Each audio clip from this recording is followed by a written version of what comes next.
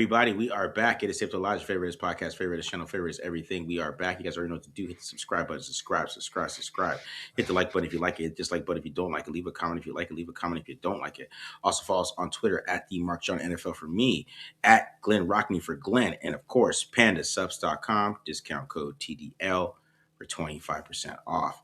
Also, make sure you hit up Homage. Boom, hit the QR code here. Boom, get 15% off, not 25. My bad, guys. 15% off here. And you can get you a cool Mendoza shirt or any Raiders gear that's on Homage, right? You can get that, check that out. Make sure you guys support the channel that way. Definitely been supporting the channel through Homage. Really appreciate you guys doing that through us and buying those shirts there. And of course, you got the TDL store. Of course, you got the TDL giveaways. So, what are we doing today, Glenn? What do you think? Should we go back to the Friday Night Live hat? Yes, I got a redesign. I got the TDL off it, guys, so it'll get shipped out because they were. I guess it wasn't fitting in the back. I don't know. Honestly, I think it was too hard for them to do this simple.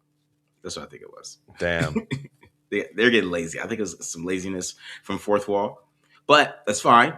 That's fine. We can do the hat, and then should we just do the hat and the shirt? Yeah, let's do that. Let's do that. We're gonna do the FNL hat and the shirt today. So $1.99. I can't get some stickers, man. I can't get some stickers. I can't make stickers. That'd be nice. I should do that. Yeah, I probably should do that. Yeah, so we'll do that. We'll do so TDL giveaway today is the FNL hat and the FNL t-shirt. Okay, so I'll announce that later on in the show a little bit. And we'll get that going. So Glenn, how you feeling, man? How you feeling? Lots of thoughts about last night's game, of course. It's weird. We'll talk about it, but it's still kind of an adjustment period for me as a Raider fan that everybody cares about like their top draft pick to the degree that like last year it was Genty, right? And he was a big name, but it wasn't everybody stopping what they were doing to watch him. Like with Mendoza, it was like, man, I saw a lot of people just being like, man, this guy sucks. And I was just like, man, that's crazy. Like it was just some guy who's like an Eagles fan tuning in to the game last night. So it was odd. It's an odd situation to be in. There's a lot of eyes on them right now because of this, especially because Mendoza won the title in college, won the Heisman and everything. So and what's funny is if you watch them, that's the least of their problems is Mendoza as a team. Like I feel really confident about him. So there's a lot of other stuff on the team I do not feel confident about. And we'll talk about that tonight. Yeah. I think that's when you come out of these two preseason games. One, there's some issues that, people are going to have the defense and things like that. But I do believe that preseason is overreact season where everybody just overreacts, right?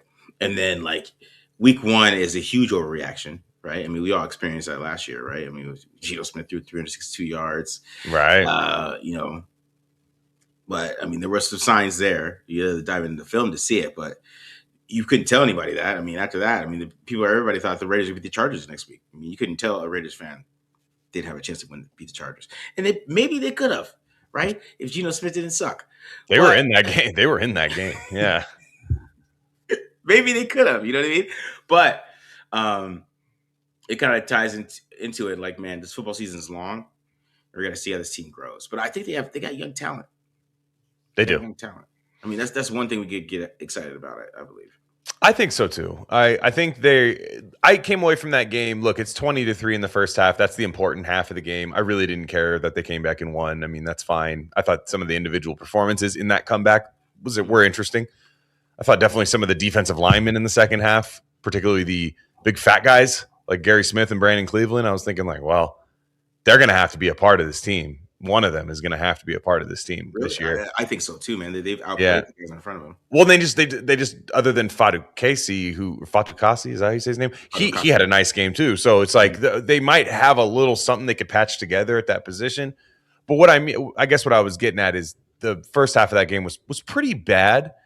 But in that game, I kind of feel like the run game might be back because they ran the ball well, I thought. As a team. And that was lost in a lot of, Mendoza, bad defense and everything, is they ran the ball well. All four running backs ran the ball well.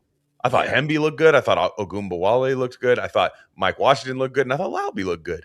Laube, as Joe Buck was saying all night.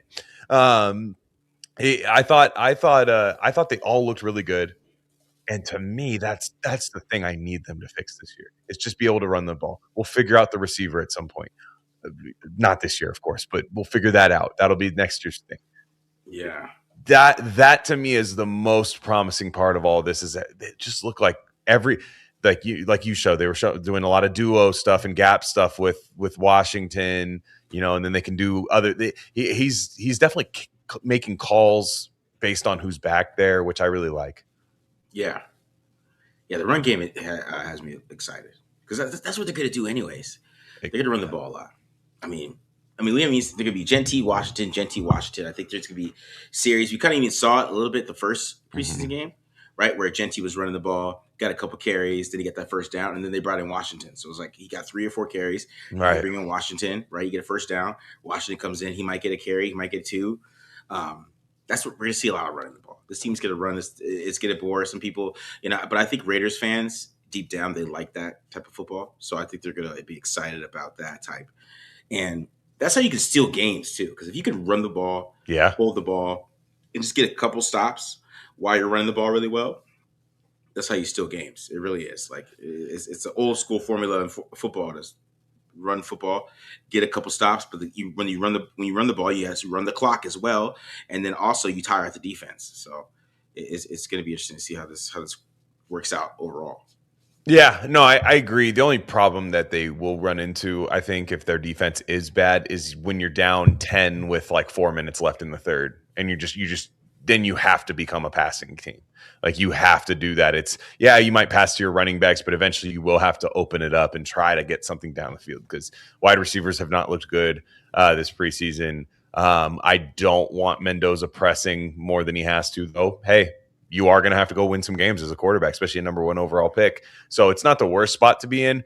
I've just been really disappointed by the first team defense. You saw those stills of them just getting pushed off the ball. Yes, were those starters? No, but I didn't believe the Texans O-line wasn't the Eagles O-line last year. This wasn't a team that should be moving, NFL players like that. So, and then, with that being said too, you're thinking, okay, it's one thing when you're not playing your starters and you go, yeah, but our run stuffing guy's just not playing tonight. They're talking about Adam Butler and Tonka Hemingway. That's like those guys. I don't think those guys are good against the run. We'll see about Tonka. Better be good, by the way. Right? Like he better be good because he is getting like the Aaron Donald treatment right now. And no, man, we can't. You can't play. It's so true. He played like 7 snaps the preseason, bro. Like he's a starter. You know what I mean? Like he won that job. Laulu had no shot against him, I guess. Holy shit! It must have been. Because unless he had some injury, which that never got brought up, so he didn't have an injury. So I guess to me, I for them to fixing the running game this year would make this year a success to me. If you're talking about the long-term success of this team, I would say, okay, you have 2 running backs that I think are really good on controllable rookie contracts. Yes, Genty's making a little bit more than what you would think as a rookie contract, but Washington isn't. And you would have that going for a while, and then you'd be able to just add with that offensive line and have a scheme and have a play caller that's able to get the most out of that. That would be, to me, a success this year on offense, is that they figured out how to run the ball. They have Bowers and Mayer. Receivers just aren't there yet. That's a fine spot to be in. The defense, man, that's a lot lengthier of a conversation. Yeah. In my opinion. Yeah. I think with the defense, the honest NFL guy, he really likes the Raiders defense. Does he work for them? Like, what is that? Because he starts pulling up sheets of paper and he's like, yeah, I printed this out in my den. Like, I was like, what did you print this? He's all, hey, Lorraine, could you print that out in the den? They're making fun of Rob Leonard on the internet. I was like, what is happening? Yeah, he likes the defense. He's in his cave in Cuba, hiding from the NFL. Still his secrets. My goodness. I'm sorry. The anonymous scout thing just always cracks me up, man. It's just like, who are you hiding from? Like, what do you? I know. So that's the thing is, and like I said, I thought the young secondary took a step last night. Yeah. I thought they did. I thought McCoy was night and day different. Mm-hmm. I don't care about the celebration penalty. I get why it was called. It did look like he was right over him doing that. If he did that like 2 steps away from him, it wouldn't have been called. To me, if you try your best as a secondary coach to go, guys, let's just go celebrate on the sideline. Like, I don't know. We just cannot have that become a first down. But I thought that was encouraging. I thought Stooks looked fantastic. Massis had a much better game. So that's really nice to see. It's just, man, that defensive line. And then if Quay Walker and Nakobe Dean are hurt ever, ugly at linebacker. Ugly. As I said a few weeks ago, like it's Yeah. it's ugly there. Yeah, I think Lindenberg would be average. He has moments. Yeah, he'd be average, right? He'd like get pushed back one play, and the next play he'd make a 2 yard loss. He's that type of dude. Yeah. Like he's inconsistent. You know what I mean? There's a lot of Mike Washington talk. Is he better Um, than Genty? no. So I don't know, man. I think it's really weird with the draft. Like, it's such a weird conversation to have. For one, Mike Washington, I think he has a long way to go as a receiver. To where I think Genty's going to be really good as a receiver this year, and I thought he was last year, to be honest. Then also, man, Mike Washington had 13 fumbles in college. We haven't seen it yet. But I'm just saying, like, you can't act surprised if he starts fumbling in the pros. I think he's been great. I think he's looked real. I thought he had an even better game against Houston because he was able to get those like 7 yard runs, 6 yard, like that's the stuff you want to see. I don't really want him to be this kind of like, okay, 2 yards, whoa, there he goes. I was hoping I saw a lot more. I think running the football, I think his vision is fantastic. I was like, Yeah. wow, his vision, his motor, like, and kind of that ability to start and stop and kind of hide behind a guard and then shoot out of there. Like, that's really good. He's a supreme athlete for sure. I think Genty's gonna be really good this year. I think I don't know. I think people just are gonna hate that pick forever. That's fine, I guess. But I think he's gonna be part of my hot takes. So I don't want to say what. But Oh, okay. All right. You got it. Yes. yeah, Okay. We're saving your hot take for that. I'll say with the Washington thing, I don't think it's going to make the pick look bad because I think Washington has a job, which is explosive sure. plays. Right. I mean, that's what we're seeing. He's supposed to come in. He's going to get like 7 carries a game. They're going to run the football, guys. So, are we really complaining if they both have? If Washington has No, 12 carries for no. 98 yards and Genty has 20 for 120, like, are we complaining? Or if Genty has 20 for 100 and Yeah. he has 12 for 98, like, what's the complaint? Like, what are we complaining about? Because everyone gets stuck in this dumb team building process brain that every pick needs to be the exact right process. I'm like, well, what if the player's good and productive? And the Raiders' problem has not been process. The problem is that the players they draft suck. Like, that's like that. I understand that you can have both bad process and that gets you to bad players. But I'll give you an example of a team like Cleveland. I think Andrew Berry's done everything right since he's taken the Cleveland job. All he does is draft good players. They don't have a quarterback though. So if he gets the quarterback pick wrong when it finally comes down to where he's finally going to take a first round quarterback and that guy sucks, like if he takes a Zach Wilson type quarterback, he's fired. Yeah. It doesn't matter. His process is he traded down, he did all of this, like all of that's great, but there's some important picks you have to have. And I think, like it or not, as Raider fans, Genty is a cornerstone of the team. Like he's going to be a cornerstone of the Raiders. And I think it's very strange to throw off a guy with one of the worst situations who had 1,300 all-purpose, didn't miss a game, by the way. I think the durability of Genty, nobody talks about. Yeah, it's a big thing. It's a big thing. He came into the league as a little bit of a fumbler. I don't think he had that problem. I think he was very good at holding onto the football, and he played every game. And I think he had about as rough of a year contact-wise, getting hit before he could get steam going, and he still played the whole year. So I think there's and I think, like I said, there's even more. I think he's a perennial 500-yard pass catching back as well. And you can say, is he special? I have no idea. I think he's going to put up a lot of numbers. I'll say this about Genty too: is like when you watch him this year, when you watched him in the preseason, like the offensive line is just better, right? So since they're getting a little bit more push, it doesn't matter. He's always going to find a way to get 3 yards at least, right?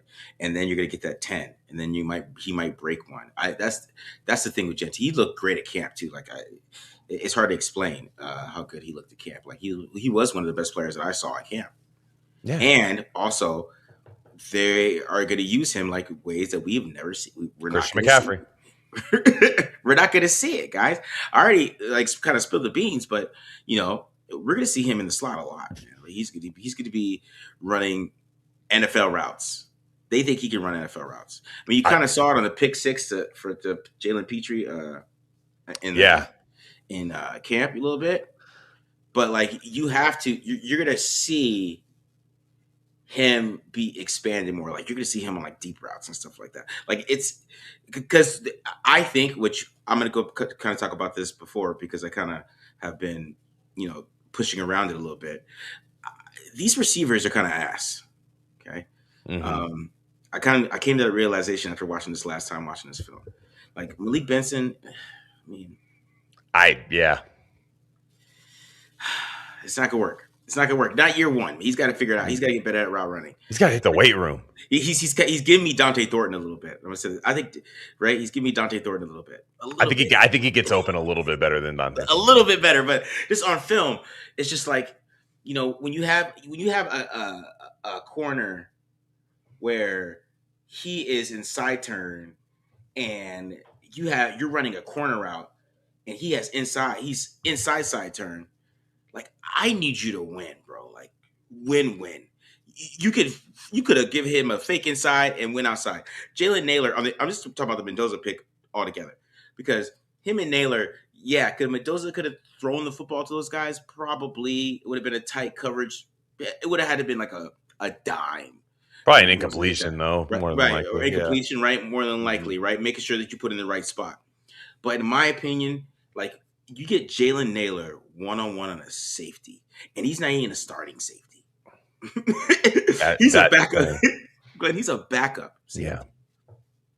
And Jalen Naylor has tight coverage, right? I have to throw a dime to him. That's a problem, in my opinion. Like, that's why Kubiak said that in his press conference, because he probably saw that on film. Like, if I get you, I know this team's playing quarters, right? And I get you Jalen Naylor you're supposed to be my starter. And I really feel like he was calling him out a little bit on that. You're supposed to be my starter, right? Yeah. You're supposed to make plays for me. Mm-hmm. And I get you one-on-one on a backup safety, not even the starter.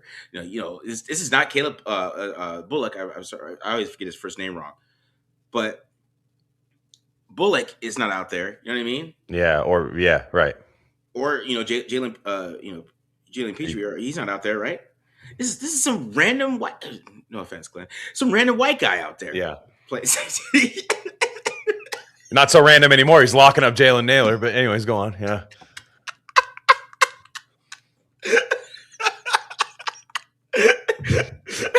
But yeah, you know what I mean? Like he looked at you and said, "Seatbelt." He put the seatbelt on. Yeah. He said, "Random who?" Locking up $45 million contract receivers. Excuse me, sir. Anyways, go on. Yeah, you were cooking. Yeah. But yeah, you got to win against that, bro. I'm sorry. Like, and then those interceptions on that play, and Mike Washington moves, but like, I think that play. Mm-hmm. I'm telling you, like, from a coaching perspective, you're looking at that play a little different because, like, dog, I got you one-on-one with the backup safety, and you're my starting wide receiver. Right. Like, I got to play Jack Besh, I guess. Like, you know what I mean? Like, he's probably thinking, like, do I go 13 personnel all day? You got Tucker. I think Tucker can cook that safety. Yeah, exactly. But you got to think about it. Like, Naylor's still the second wide receiver. Yeah. Or do you put Jack Besh there? I mean, how many snaps did Jack Besh play last night? Like 5? I mean, he seems like he's got this spot. He seems like wide receiver 3 on this team. See, that'd be crazy. If Jack Besh is out there week 1. I'm gonna laugh at all the training camp talk. He's out there week 1, right there next. They're in like 21 personnel or even like 12 personnel. He's just out there. I'm gonna laugh. I think he's gonna get a lot of snaps early. I think he does. I think he's bought into the Kubiak program. It's just he goes out there, and I liked your comp to like Ben Skoranek, but I think he's got much more receiver potential than Skoranek. I think he's going to actually run routes from receiving positions pretty regularly, and I think he's going to be out there blocking. And to me, with like Naylor, that's the problem with Naylor is added. If Naylor was your receiver 3, you're probably thinking pretty good about it, but he's receiver 2. Yeah. in terms of outside receivers, yes, I understand Brock Bowers. Brock Bowers and Michael Mayer are probably wide receiver 1 and 2 if we're talking about target king. And then I think Tucker's right there too. And then Genty, honestly. Like that's what they're going to be doing all year. But eventually they're going to run into a problem where it's like, you're going to have to beat someone on the outside. And the thing is there's like some revelation where people will always go, I've been pounding the table about that. The Raiders don't have a receiver. I go, everybody knows that though. What was the option this year? They didn't really have I didn't want them to throw money at like Calvin Ridley or something. To me, that wasn't going to solve the problem to me. And Diggs, I still think they should have went after Diggs, but there's people that thought that was a bad idea, I guess. Because I think Diggs could cook that safety. I'll just say that much. I think Diggs could cook my cousin that was playing for the Texans last night, and I definitely think that would have been the option. But in the draft, I mean, they missed out on Denzel Boston, right? They missed out that's who I really wanted. They missed out on a few guys. They just weren't quite there. I didn't think the receiver class was incredible. And I was okay with it being a problem this year. I just was okay with that. I like that they threw a lot of picks at the defense. I like that they got an offensive lineman, and even though it wasn't the guy I wanted, but the guy in the third round, and they got Mendoza. So, it's a thing they're going to have to solve next year. I would like to trade for a veteran next year. Everybody's talking about Jeremiah Smith. To me, every year there's one top receiver that's available. And the best the team that's most likely to do it is the guy who's in a year 2 quarterback. That's like, let's go elevate this offense. Drake May, it happens with Drake May. It happened with Joe Burrow. They get Chase, right? But then there's always that year 2 is when they go get the receiver. Derek Carr and Amari Cooper, if you want to take a Raiders example, where they go get that guy. But that being said, there's only so much a schemer can do. Yeah. If you can't be, if I can get you the matchup against that safety, can you win it? Jalen Naylor, are you just too excited to be back home in Vegas? Are you having too much fun? I have no idea how you didn't win that route. Like Jordan Palmer is on ESPN talking about how Mendoza could have made that throw, and I get it. I get what he's saying. Because I thought that he probably could have threw it there, just making sure that it would have had to be a dime, though, right? Yeah, he might have hit it though. Yeah, but also it's bro, you're 1-on-1 in the safety. You got to win. All right, is Genty a top 5 running back or top 10? I mean, he will be after this year. He's not right now. Yeah, I think so too. I think Genty's got a big year. But getting back to what you said with Mendoza, the problem with that play ultimately is that play cannot end up in the hands of the defense. That's why there was so much debate. Is it Washington's fault? Ultimately, it's Mendoza's fault. Okay. Yeah, you can't, first off, he was open, feet to the left, ball went to the left, right? I thought he was, I think you said it in the post-game reaction. You said he threw it kind of blind. It seemed like he threw it that's open. That he's there, that means it's open. He's supposed to be there. Yeah, and nobody's going to cover him right there. And there's a guy there. So, and they noticed that you did that, and so that's on Mendoza. And when people talk about can you play Mendoza, there was a debate can you play him this year? Maybe he's not ready. My issue is not him throwing pick sixes this year. My issue is him protecting himself, and I think he can protect himself pretty good. Yeah.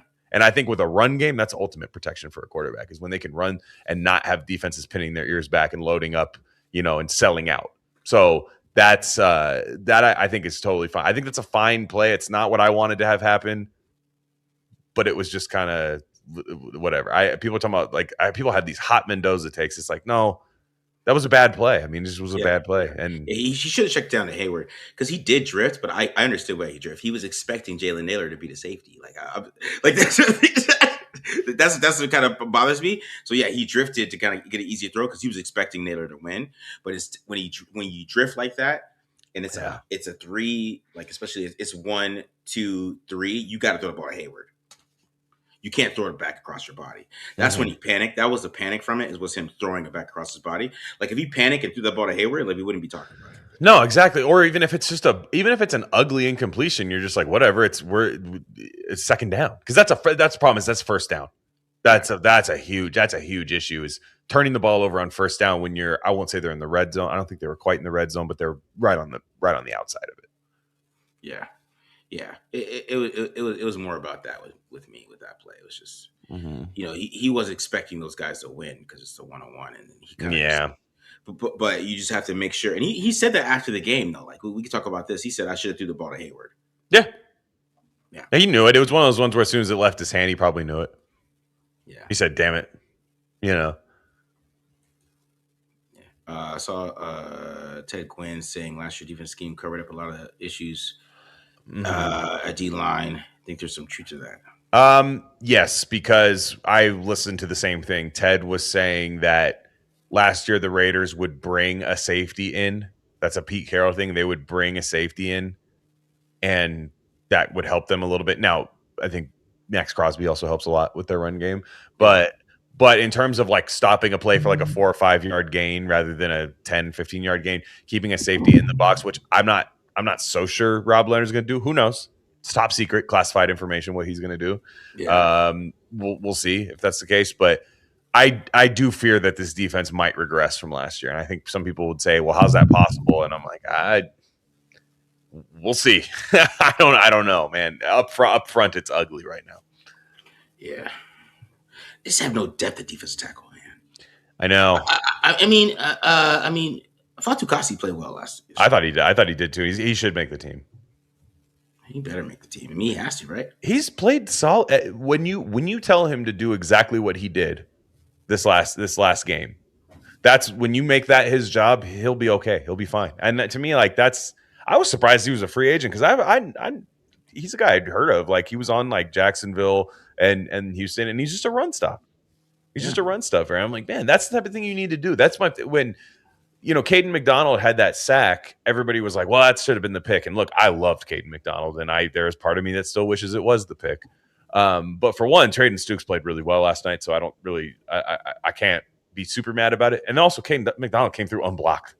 Yeah, I mean, yeah. He had literally nobody touched him on that play. And it was still, he showed athleticism on that play. He went and took down Mendoza. It was a nice play, but nobody touched him. Mm-hmm. He didn't do anything else the rest of the game either. He didn't do anything else. Tyler Linderbaum's not giving up that play. He didn't play the run well. If you want to keep it real, someone like Patrick Surtain is covering Bowers. What wide receiver is getting open? Tucker. You're right. You've answered your own question there, Joseph. Yep. I know, and Tucker really needs. He's a really important part of this team this year because while we can't expect him to be Jamar Chase, he could have a 1,000-yard year. Yeah. There's nothing stopping him other than himself from having a 1,000-yard season for the Raiders. Yeah, he said, "You mean Benson's like Thornton Jr. in that he's a rookie?" I think it's a little bit of him kind of struggling to get separation consistently. He does run routes better. But he just looked like lazy out there a little bit. It just sounds terrible to say, but there's just some routes he ran. I don't know. I might have to do it with my TDL because it's hard to explain. I got to show you where like Devin Tompkins is like running full speed by him, and he's like not. And it's like I don't know what's happening. I don't know if he's just mad about something or like he's in his head about the drops. I don't know. But it's weird. But this all happened in the second half, though, a little bit, where he was kind of like half-assing it a little bit. And I think that's where Kubiak, I think all of this, what I'm talking about with the wide receivers, is why Kubiak got mad. He's like, he seemed pretty pissed because I think he didn't seem that mad after the game because they won. After the game press conference, he was like, I just felt good to get out there and high five my guys after the game because we won, victory formation. I thought he called a nice drive for O'Connell, so he was probably coming off of that. I will say that sneak was a fun, bold play to do without clocking it. I thought that was bold and nice. Yeah. So he was probably feeling himself a little bit after that. And then he watched the tape this morning, and it's like when you wake up next to the ugly girl, you're like, what? What am I looking at here? Yeah, come on. Man. What happened last night? Yeah, what? Yeah, who? Did she put something in my drink? Yeah, he was thinking about it like that. He was like, man, we are ass at wide receiver. He's like, I thought I could scrap something together, and I am not. Because he was pissed, man. He called them boys out. He said y'all suck. Well, Jalen Naylor's making money, so go you need to go make money because Jalen Naylor to me is like. I liked him. There's plenty of times where I thought he had good moments for the Vikings, and I think he does come through with a big catch every so often. I think he's kind of like a Seth Roberts in a way, where you're like down to down, it's kind of annoying, but I think he will make some big catches for the Raiders this year. But they still need that guy down to down that can just get open, and I just don't know who that guy is. Hopefully it's Tucker. I really hope so. And we haven't seen Mendoza throw a ball to him yet, right? Like we haven't seen that. We haven't seen Mendoza with Bowers. I've seen him in camp, and it's all he threw to. Oh, but it's also now you have Bowers. I mean, Mendoza to Bowers is going to be really exciting. Like I know you can't just pin everything on Brock, but you kind of can, because he kind of is like Jamar Chase of tight ends. You kind of can. Like, he is that good.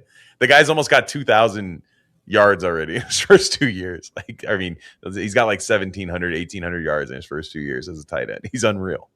Yeah, if Mendoza's like really good, he's gonna break some records. That's what I'm saying. Like, and before we get to Bob Ross's question, the one thing I saw about Mendoza that I loved is that he has an easy throwing motion when he wants to get zip on it. Like, people talk about guys who have like cannons, but not all cannon arms are the same.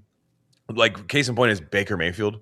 Baker Mayfield has to torque crazy. Like, Nate Tice talks about this a lot. Like, Baker Mayfield has to like really torque and put everything into a throw, and it's a rope. Yeah. But he probably loses a little accuracy because he's just overthrowing and putting everything in. Mendoza, that throw he made to Benson was, and even the throw to Naylor, that really nice one in splitting the zone and everything. Those were easy throws for him. Like, not easy, challenging in a challenging sense, but it was just plant, step, zip. Like, that to me is what I'm looking for in preseason more than anything. Is, does the ball look good coming out of his hand? Does it look like he can get good zip on it? We got to see a long ball. I think we will. We got to see a long ball. I got to see one of those go, before I'm fully going crazy for Mendoza. But, man, that was nice. Anyways, I just wanted to say that before Bob Ross. It's good. It's good, man. How much better will O-line be? Will O-line stall Mendoza? I don't think so. I think the O-line is going to be a lot better. I think they're first. I think they'll get back to average at O-line, which average would be a godsend for this team coming from where they were last year. I think the first. I do think that first team O-line is going to be just fine. I will say, JPJ needs to get healthy because Caleb Rogers sucked last night. A winner from last night was JPJ and Dante Thornton, which I'll be talking about later. Yeah, we can talk about Dante Thornton later because he might still lose from all this. We'll see. You think so? I don't know. Yeah. I feel like I like that 82, that Brandon Johnson guy. I'm like, wait, this guy's big and catches the ball. I'm not saying he's amazing, but I'm like, if that's the back end of my receiving core. And one thing that needs to be noted is I don't expect some of these to solve the Raiders' issues at these positions. They are first in the waiver wire. Yeah.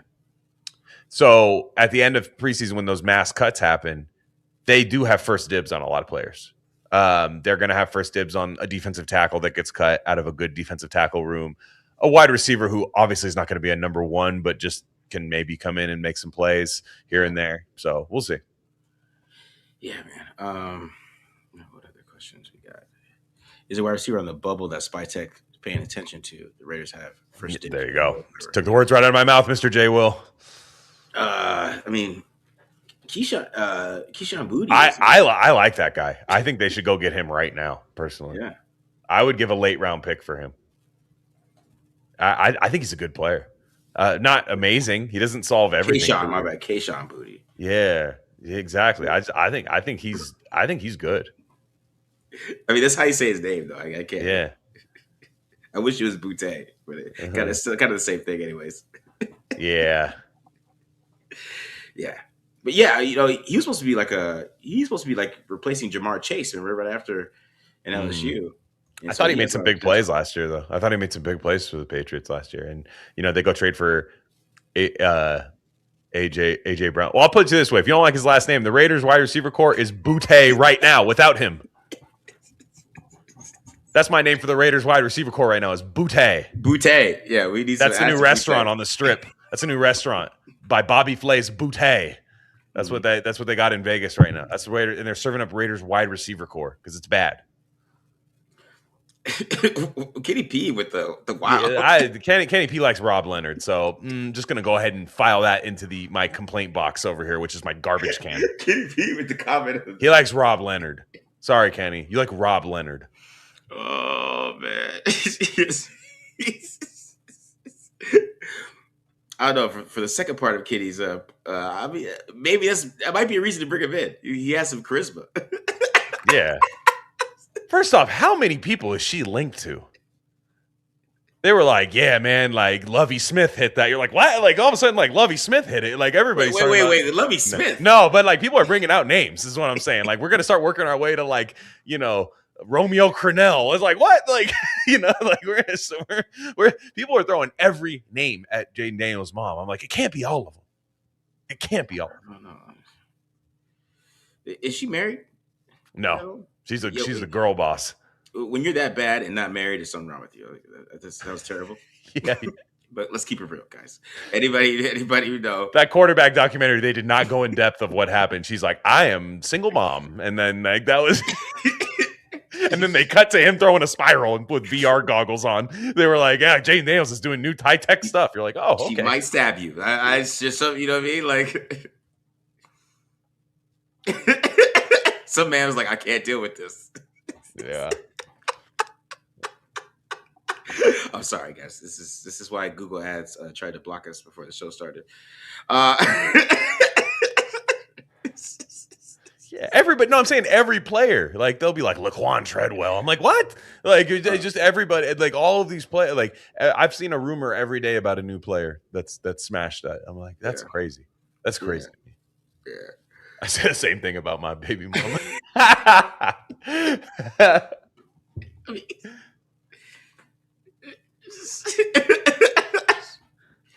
what I'm saying. All right. Herm Edwards, you think? Herm Edwards? Herm Edwards. Oh, man. Yeah. It'd probably be Antonio Pierce for Herm Edwards. I know.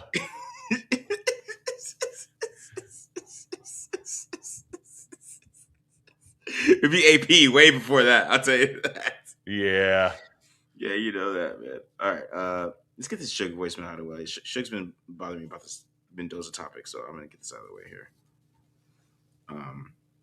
This is 3 minutes, by the way. Of course it is. He didn't like he went over the minute 30. It's okay. Right? I'm surprised he's had some time. I look at the TDL Discord. He's active. Yeah. Him and Blaze be going at it, man. At the TDL Discord. Him and Blaze. What up, Marcus? What up, Glenn? What up, Matt? Mm-hmm. You probably won't be on this TDL episode because you think you're too good for us on Fridays because we need, 15,000 subscribers in order for you to show up. You're all right on them Monday night shows. You stay over there, dog. We don't need you. But anyway, there's 30 seconds. All about asking the question on what you guys and everybody in the chat is going to expect from Fernando Mendoza in his first 3 years and his first 5 years. I tell you what Baby Suge's expectations are, especially because he's drafted in the first round. In his first 3 years, he has to lead the team to the playoffs. Win or lose, I don't give a damn. Mm-hmm. We have to be there in 3 years. By his 5th year, he has to lead us to a Super Bowl, dog. Win or lose. Lead us to a Super Bowl in 5 years. Now, what I need you to do, Marcus, because we're going to pull up facts over here, because we don't lie, Marcus. We tape don't lie. Go off of facts. They're trying to get me to speed this up. I need you to pull up some history on how many made it to the playoffs and list those names for us. And how many quarterbacks in the first 5 years made it to the Super Bowl. And this. All right. So we're gonna stop it there because I don't know what else should we talk about. But he got to the point. We got you are going long here, Shug. I appreciate you all the way you support the channel, my dog. But the 3 minute voicemail is just long. It's just long. It It is. You is. got to I keep think it. I think everything he's saying is fair. I mean, Yeah. okay. The shot at Matt is not fair, but other than Leave that alone, man. after And we want 15K subscribers. First of all. yeah, I know. Anyways, And so we want that, and then also 30 seconds in 30 it was 30 took 30 seconds to get to what I thought were some good points. I think that's totally fair for the number one overall pick within the first 3 years should have his team in the playoffs, and then 5 years that's your window, that's your Super Bowl window. Like that's why you have the rookie contract. Is by year 5 you need to be having loaded up. You need to be a wagon of a team because you have that rookie quarterback contract. You might just have the extension ready for him to go, but you need. I mean, I'll say contending for AFC title, like that's fine with me. For the 5 years, if you're perennially just at that, like win a playoff game, win 2 playoff, you need to be there by year 5, absolutely, or else it's not a success. Yeah, I mean, I'm sorry, like it's not the same thing as Derek Carr. Derek Carr is a second round pick.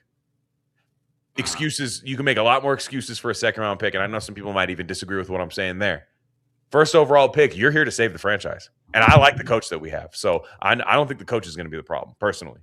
So, hey, but I like what I've seen. I think Shug might differ for me on Mendoza. I don't think he likes Mendoza as much as I do, but I've been really, really pleased with what I've seen from Mendoza. Yeah, Shug, didn't you send me the names? Where'd the names go? I know you sent it. I thought you sent it to me.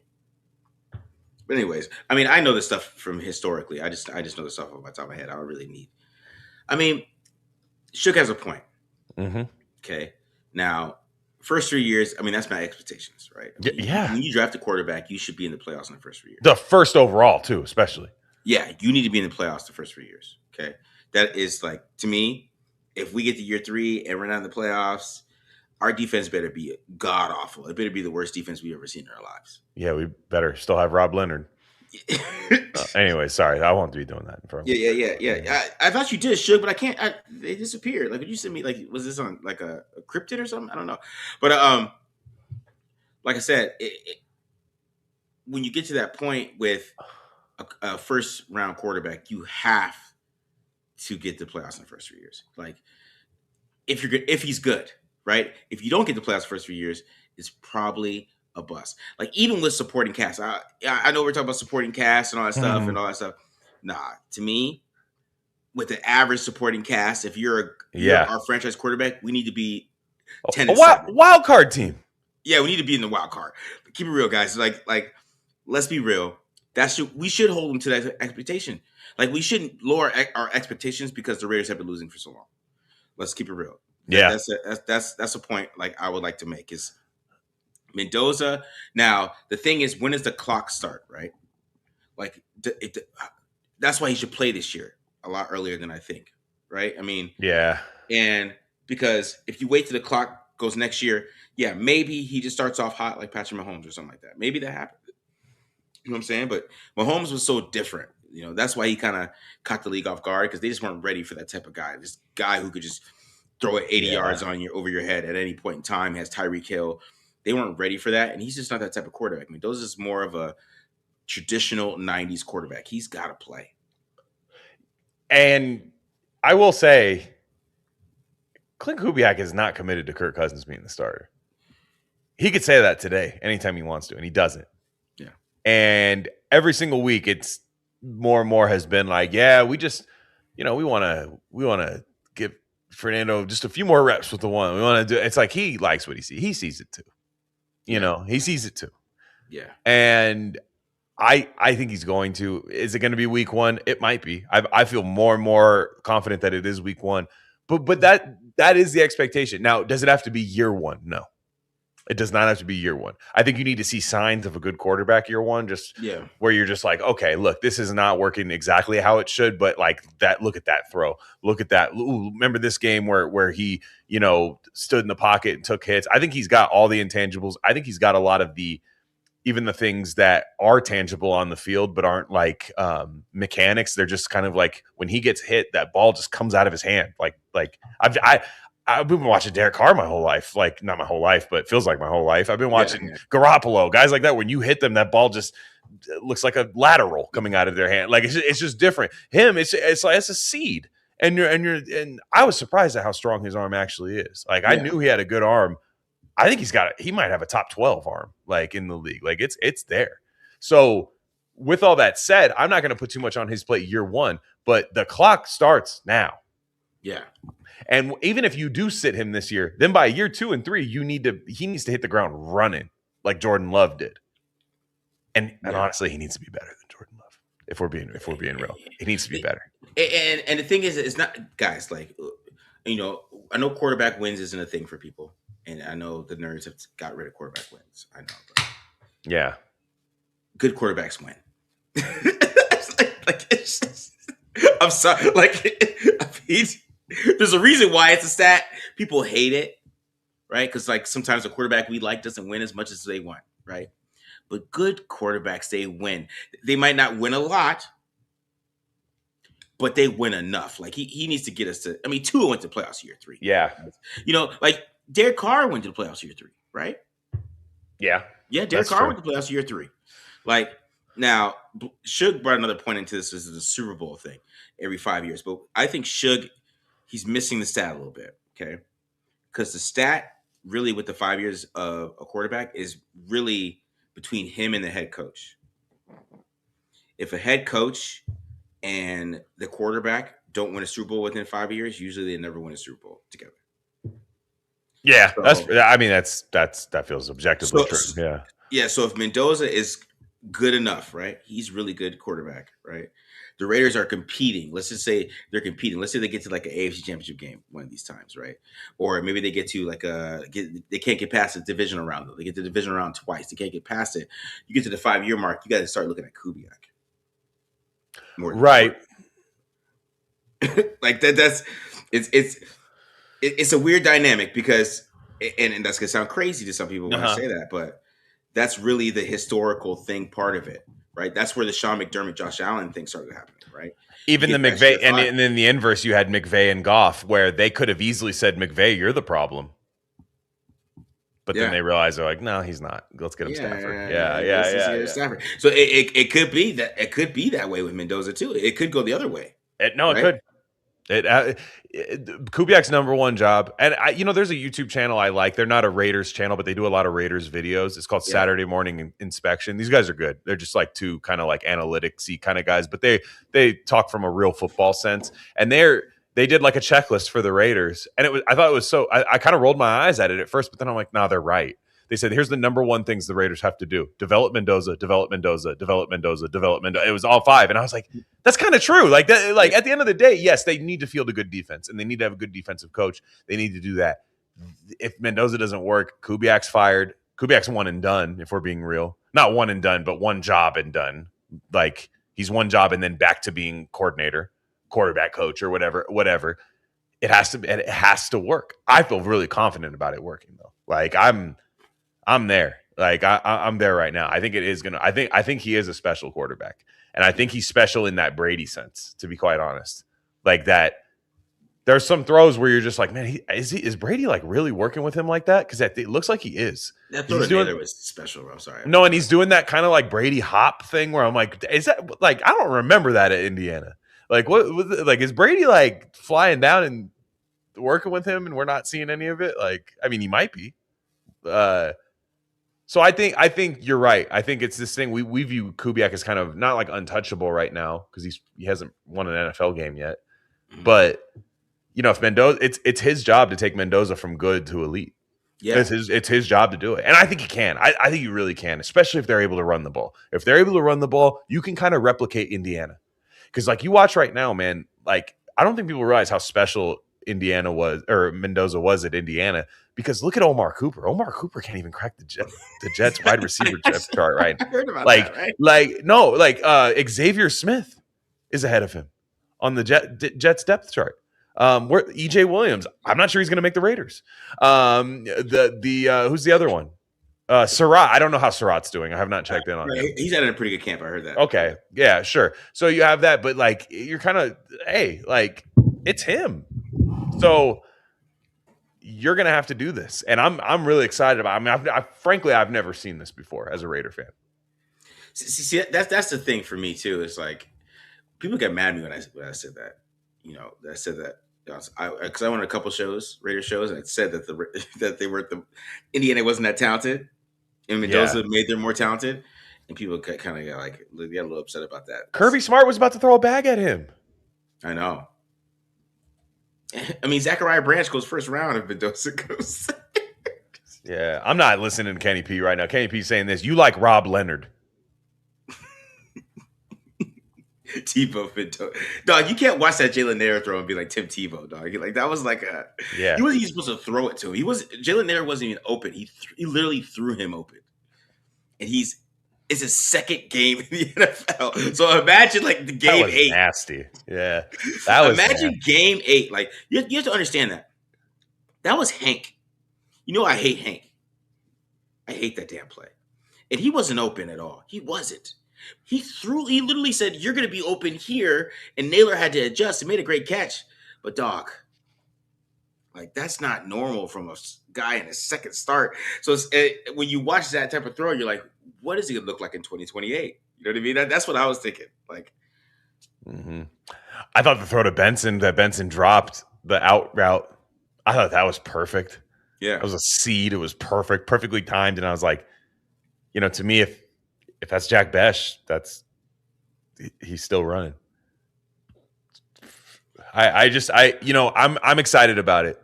I'm down for them to start him this year because my big thing about him was as soon as he learns how to protect himself, play him. So it's not about pick sixes. It's not about is he going to turn the ball over yet? He probably will in his first year. But he's a gunslinger. I mean, that's the thing about Mendoza. I don't think anybody has him.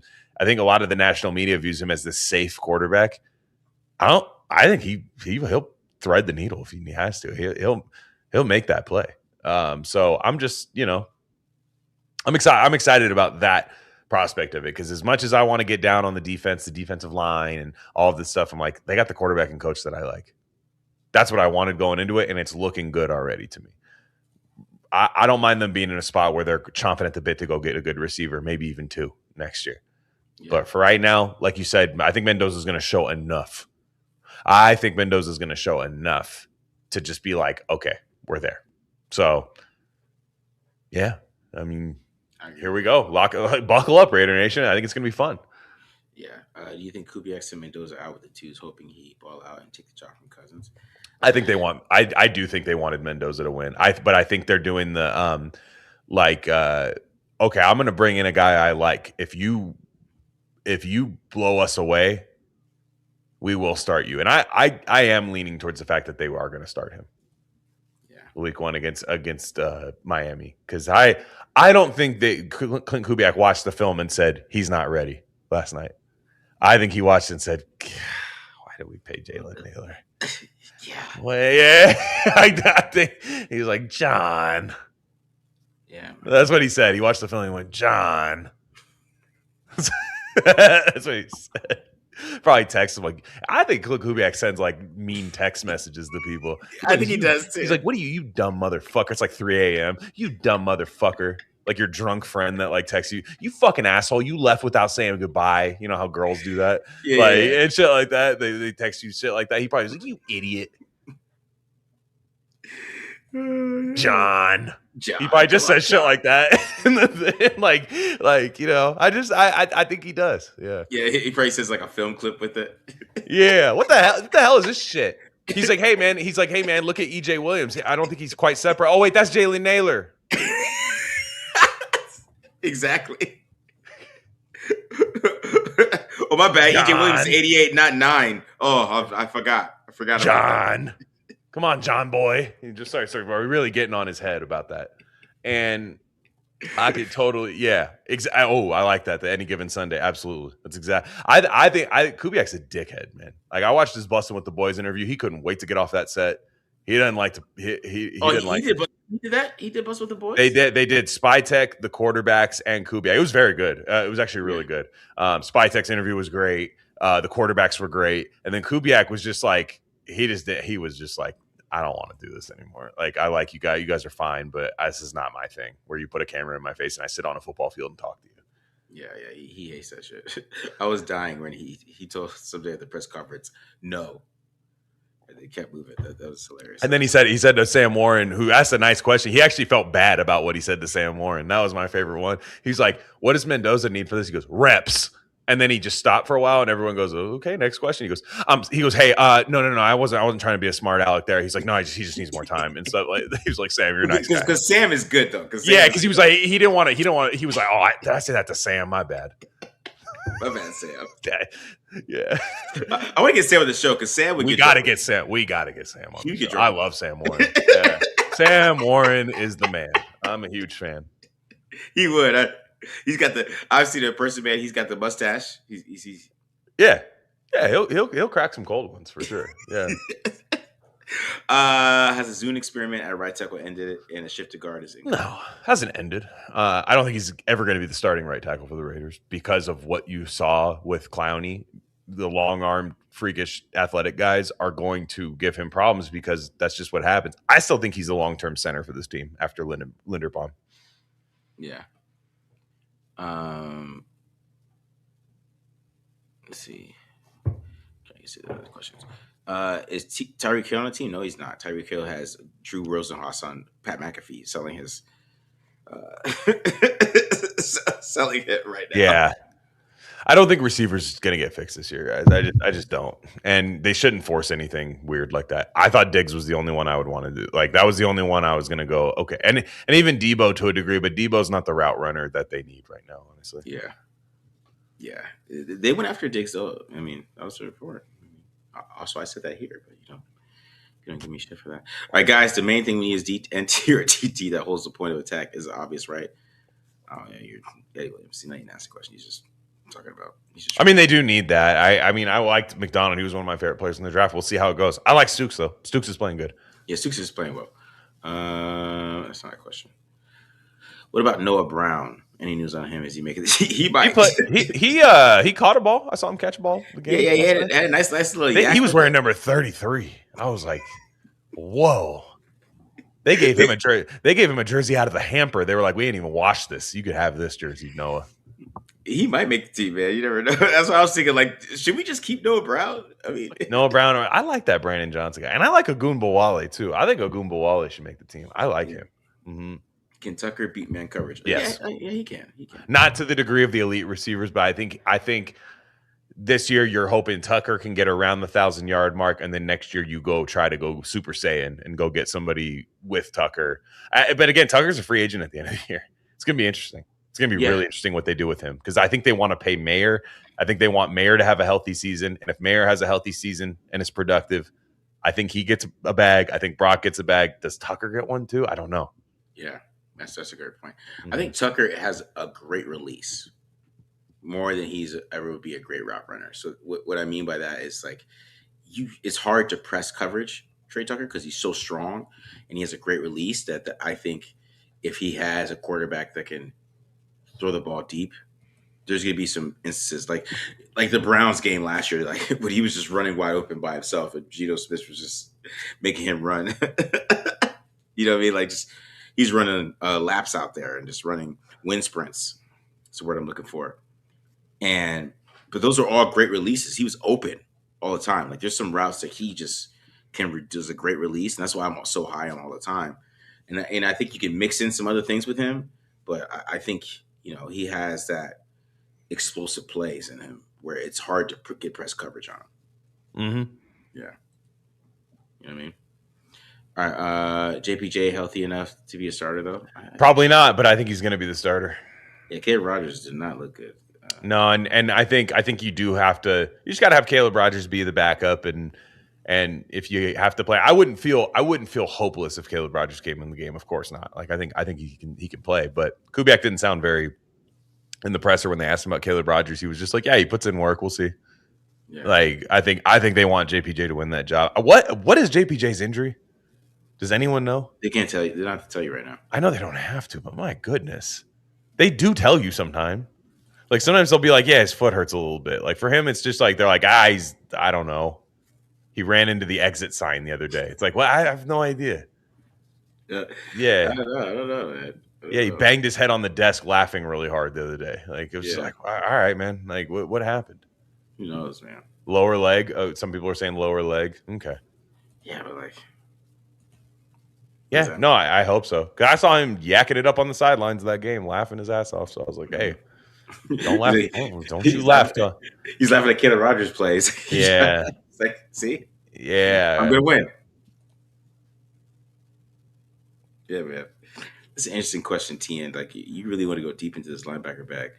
Linebacker 3, 4, and 5. I thought 50 played pretty well last night. Who is 50? He's a special teams guy. Is that Olumi? Mm-hmm. Yeah, that was interesting. I think that I really, really want them to go in the waiver wire and go get a veteran linebacker. I really do. Just one guy that they can kind of put in between Lindenberg and Dean and Walker. Okay, Lindenberg, sure. Because to me, it's Eichenberg. Eichenberg can't be on that field. Like, if both linebackers are hurt, I think the Raiders are cooked. And especially with that defensive line kind of not helping them out, I do think you got to go out there and go get like a camp cut linebacker at some point. But I will say, I do think Lindenberg. I want Eichenberg to be the last one, and then I want to get a camp cut, and then have Lindenberg be LB4 camp cut guy, Dean Walker. Yeah. He said, "How long before Raiders fans started accusing Kubiak? Are you drunk, Kitty P?" I don't know what's going on with him. I just don't know. I feel like I don't know Kenny anymore. The Raiders because he grew up a Donkey fan. I hope not. I'd be pissed about that. I mean, but like we do have to keep it real. Like Mendoza and Kubiak got a 5-year window. Yep. It depends on when it starts, but they do. They have if them together don't win a Super Bowl in 5 years. That's when we talk about what Shug was talking about. Like, who do we pick at that point? That's where you get to, Or do you go veteran? Do you go at that point? Like, is Jaden Daniels a free agent at that point? You start looking at that. CJ Stroud. You know what I mean? Right. Like the guys right now that are young, by the time Mendoza year 5, they're the ones where it's like, their team didn't really necessarily pay and then it's the Stafford. You go find your Stafford, right? Or like one of those guys. Yeah. Man, it'll be interesting. I do wonder if that happens. Who would they pick? That's like you. It depends on when they pay Mendoza. Because are they paying Mendoza to year 4? Right. I sure hope so. Right after year 3, right? They pay Mendoza. Yeah. You if he's worth a shit, like you have to. And like what you're saying is true though. Kubiak's security right now is Mendoza, but it's also the thing that can get you fired in year 5. Yeah, exactly. Like what your security is now is your hot seat moment later. So, and to me, I haven't seen a single thing from Kubiak that has showed me that he doesn't know what the hell he's doing. So there hasn't been a single thing right now. Yeah. We could talk about the defense all we want. I think his hands were a little tied there. So we'll see. But I think he's got a good offensive staff. I think the offensive line is going to bounce back in a pretty major way. I think they're going to be able to run the ball, and I think they're going to be able to make a lot of stuff with the tight ends work, and that's all you can really ask for year 1 because of what they have on the roster. Yeah. All right. The Discord's even lit while the show is going on. I see that. I saw that. All right. I feel that's going to happen. The Discord's going to become like there's going to be people that just don't even watch the show anymore. Just on the Discord. They're just in the Discord arguing with each other. The Discord becomes the show.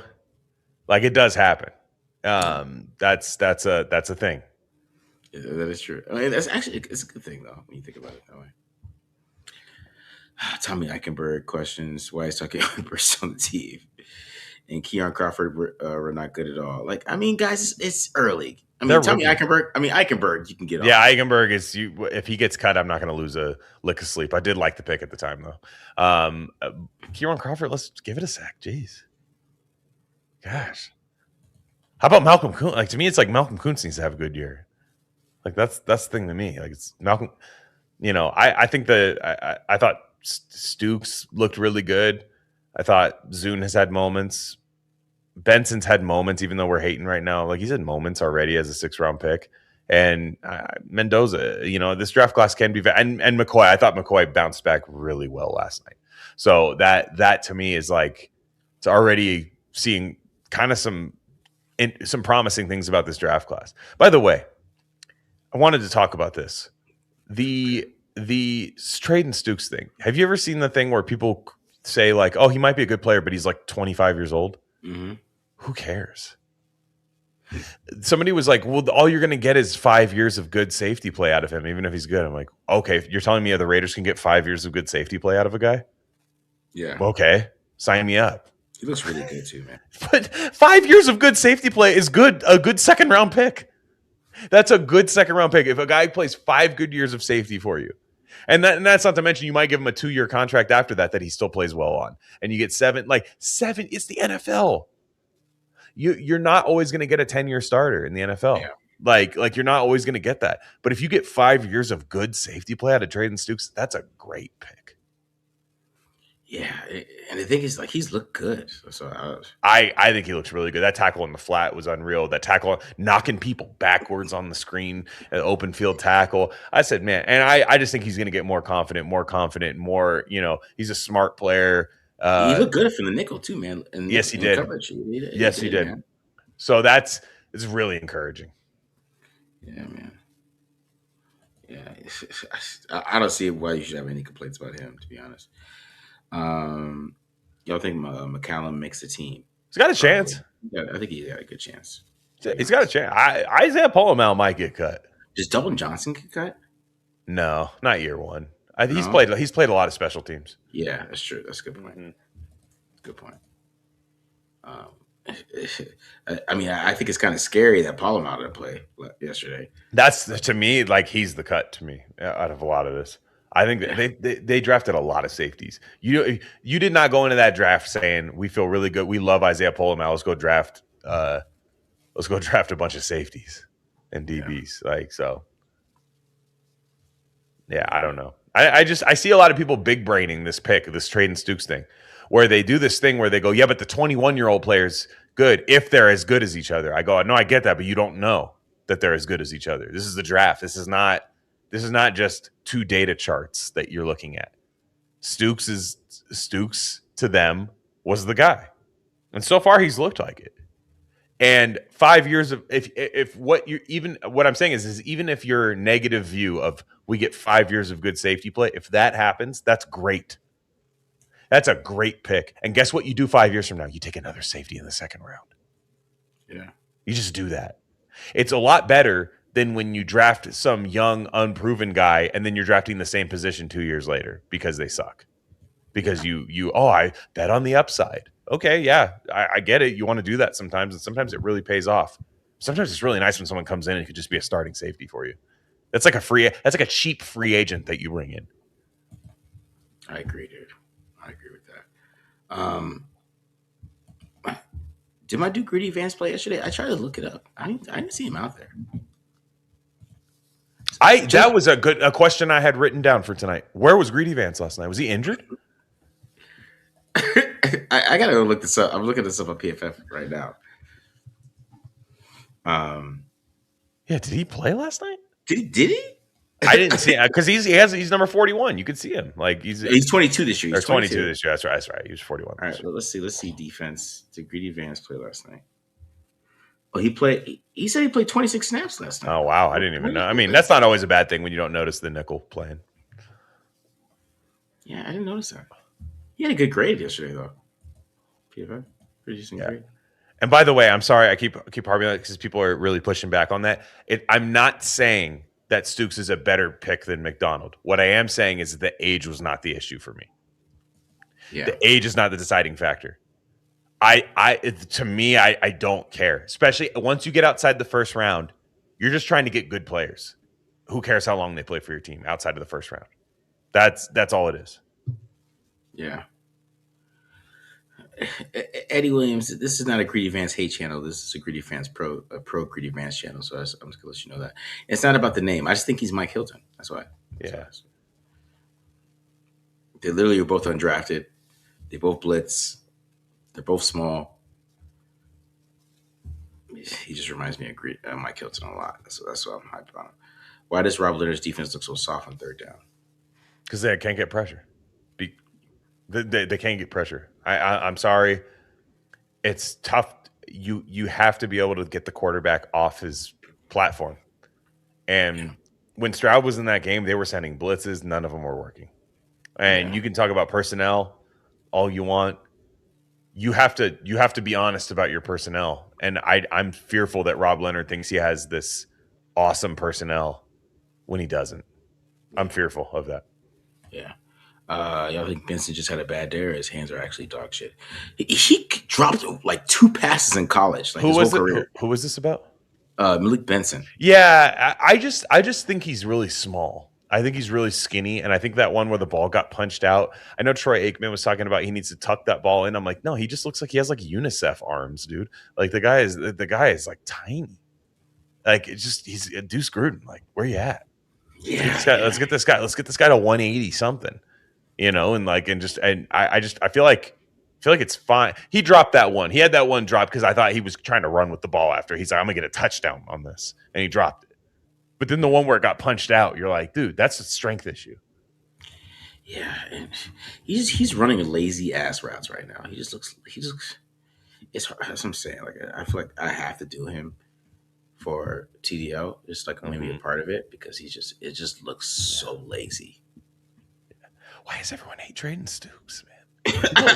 like you're looking at the chat, people are like, I need Stoops to show me something. He's going to, and he has. And he had a pressure on third down on a blitz, and he had a big hit on a screen on third down. Like, what do you guys need to see? And he's really athletic. That's the thing. Like, he's a super athletic guy. I liked him a lot. I liked McDonald slightly more, but Stooks was high on my list. You can go back to the pre-draft show. I said Stooks is going to go high. Yeah, I thought you were crazy when you said that. I said that. I said Stooks might be a first-round pick, and hey, I was wrong. He was a second-round pick by the Raiders. Yeah, I thought you. I did. I thought you were crazy. But then you and Matt both didn't really like the pick, and then you guys both watched him and were like, actually, he's pretty damn good. Exactly. Both of you guys did that because I was like, man, I'll tell you, this Stooks guy, with the way the league is, with these nickname man worries that are in the league right now that everyone wants to get, Stooks is going to go higher. Yeah. Speaking of wide receivers, Marcus, what's up with your guy Cedric Jackson? Didn't you say he would ball out and make 53? He actually had a lot of big catches on the last drive. Yeah, I like Cedric Jackson. I like him more than Dante Thornton.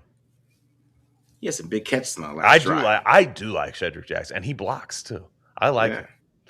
He's interesting. I think we talked about it. Is a dark horse to make the team, I think. Yeah, 2 catches, 36 yards. Yeah, and they were not. They were down, like kind of not downfield, but like intermediate. Mm-hmm. I just hated how late he was playing in the game. I'm like, man, I want to see him playing a little earlier in the game, but okay. Yeah. All right. Before we get to our next topic here, our hot takes. Is it hot take time? Yeah, we're gonna get to the hot take time here. Before I see if I got any better questions here. Here's a tough one. What happens if they pick Cousins as a starter, but then he's playing bad, but then we are winning? What do they do? You play Mendoza. That's actually an easier decision than if Cousins is playing really bad. Like, so if Cousins is playing really well, but they're losing 30-27 every game, that's a tougher decision. If they're 3-2 and Cousins is just like throwing lawn darts and picks, but they're somehow winning these games, they're playing Mendoza. It's easy. Yeah. And you feel better about doing it because they're winning and you know they can win. So, yeah. Yeah, Max would be in Kubiak's room if they're playing. If they're playing great defense, let's say that they lose to the Saints like 13-10 or something. Yeah. No, exactly. It would have to be something like that. Chargers game, like the Chargers game, is similar to the Charger game last year. It's like 17-13 loss, and then it's a 13-10 loss. Like, that's when you would be like, we need a spark. You know what I'm saying? I mean, AFC get a lot. How long will Kirk play? Chance for AFC to start? There's zero chance for Aiden O'Connell to start. I just hate to tell you guys that. Hey, it was fun. It was fun watching him lead a drive. I thought the throw to Brandon Johnson was nice, but Aiden O'Connell is going to be a quarterback coach one day. He's not an NFL player.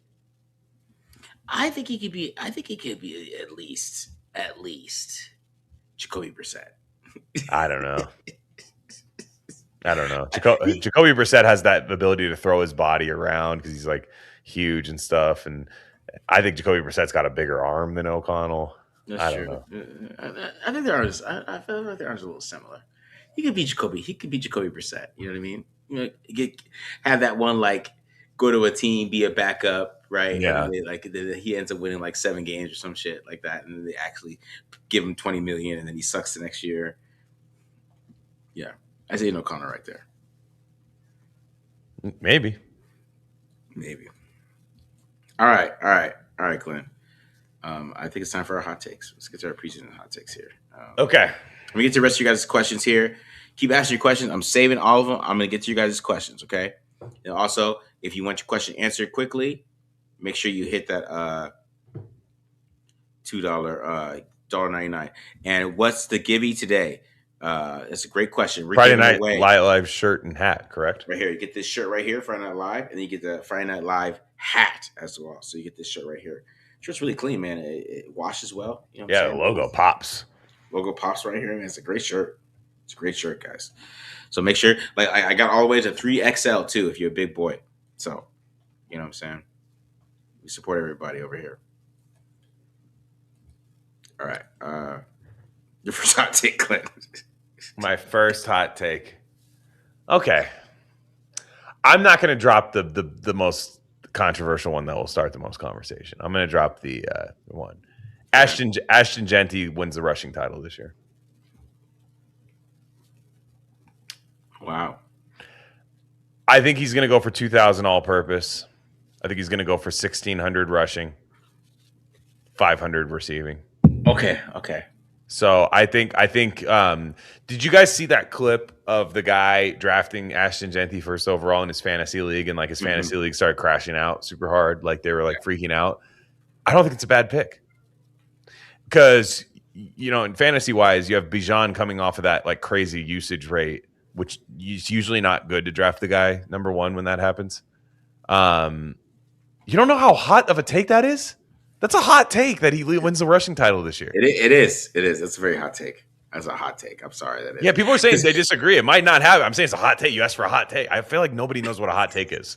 They're like, that's never going to happen. Yeah, it might not. Hot take is 30%. 30% chance of happening. That's what a hot take is.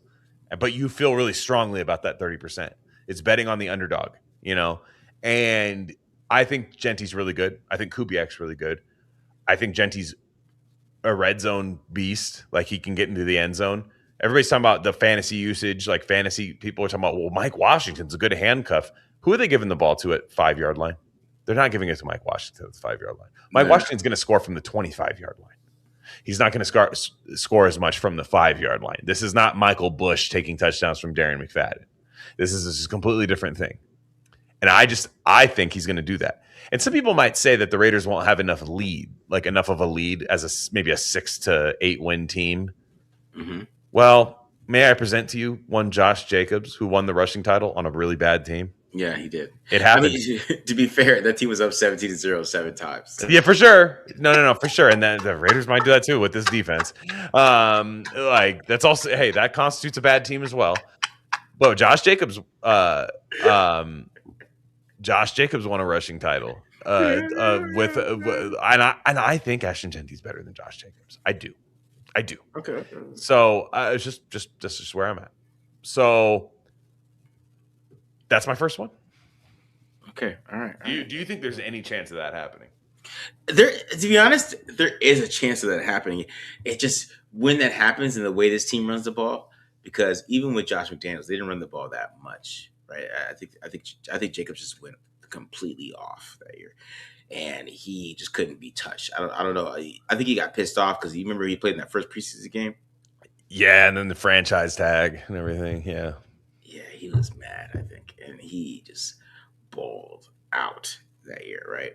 Mm-hmm. And he might have got like 3 girls pregnant at the same time too, and was like, "I gotta win the rushing title." That might have been. Yeah, you might be right about that. Yeah, he was like, "Coach, put me in the preseason game. I gotta get some carries. I gotta be warmed up. I am doing some bad stuff right now. I gotta be warmed up and ready for this shit." All right. But yeah, It was the Hall of Fame game. I forgot about that. That was the Hall of Fame game. Josh Jacobs was so unreal that year. I don't think people understand. Like, dog, he could not be touched. Like I, people used to talk about how great the run blocking was. I still think that run blocking was shitty.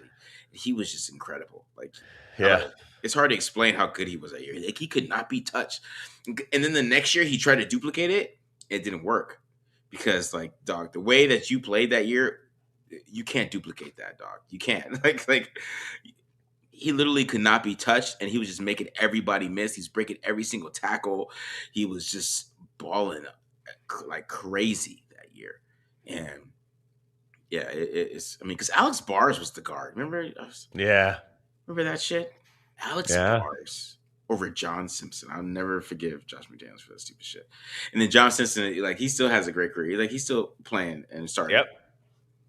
No, I look, again, it's a hot take. We'll see. I think Genty's durable enough to get it. I think that's a lot of it is I think he's going to play in more games than a lot of running backs. And I think I'm watching the fourth quarter last night. That's what I'm watching. I was watching Dare Ogunbowale running up and down the field.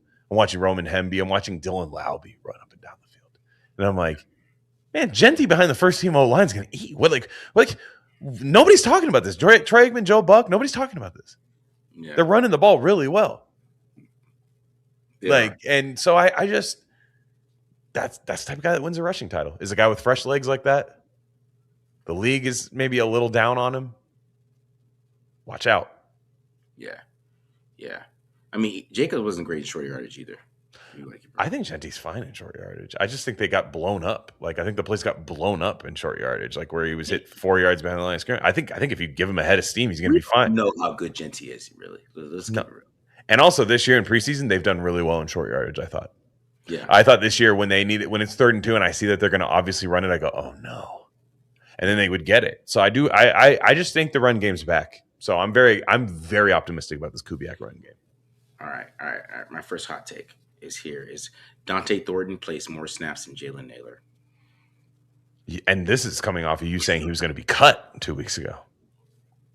I think Dante Thornton plays more snaps than Jalen Naylor. Because Dante Thornton could beat a safety. I realize that. But this is crazier than what I just said, by the way. This is crazier than what I just said. But I like it. If I got Dante Thornton one-on-one on a safety, I feel like he could win. I feel like he wins that matchup. I seen it last year. Like, you get him one-on-one at safety, he beats the guy. Geno Smith sometimes didn't throw it to him. I showed it in the film. I did a breakdown of Dante Thornton like a couple months ago.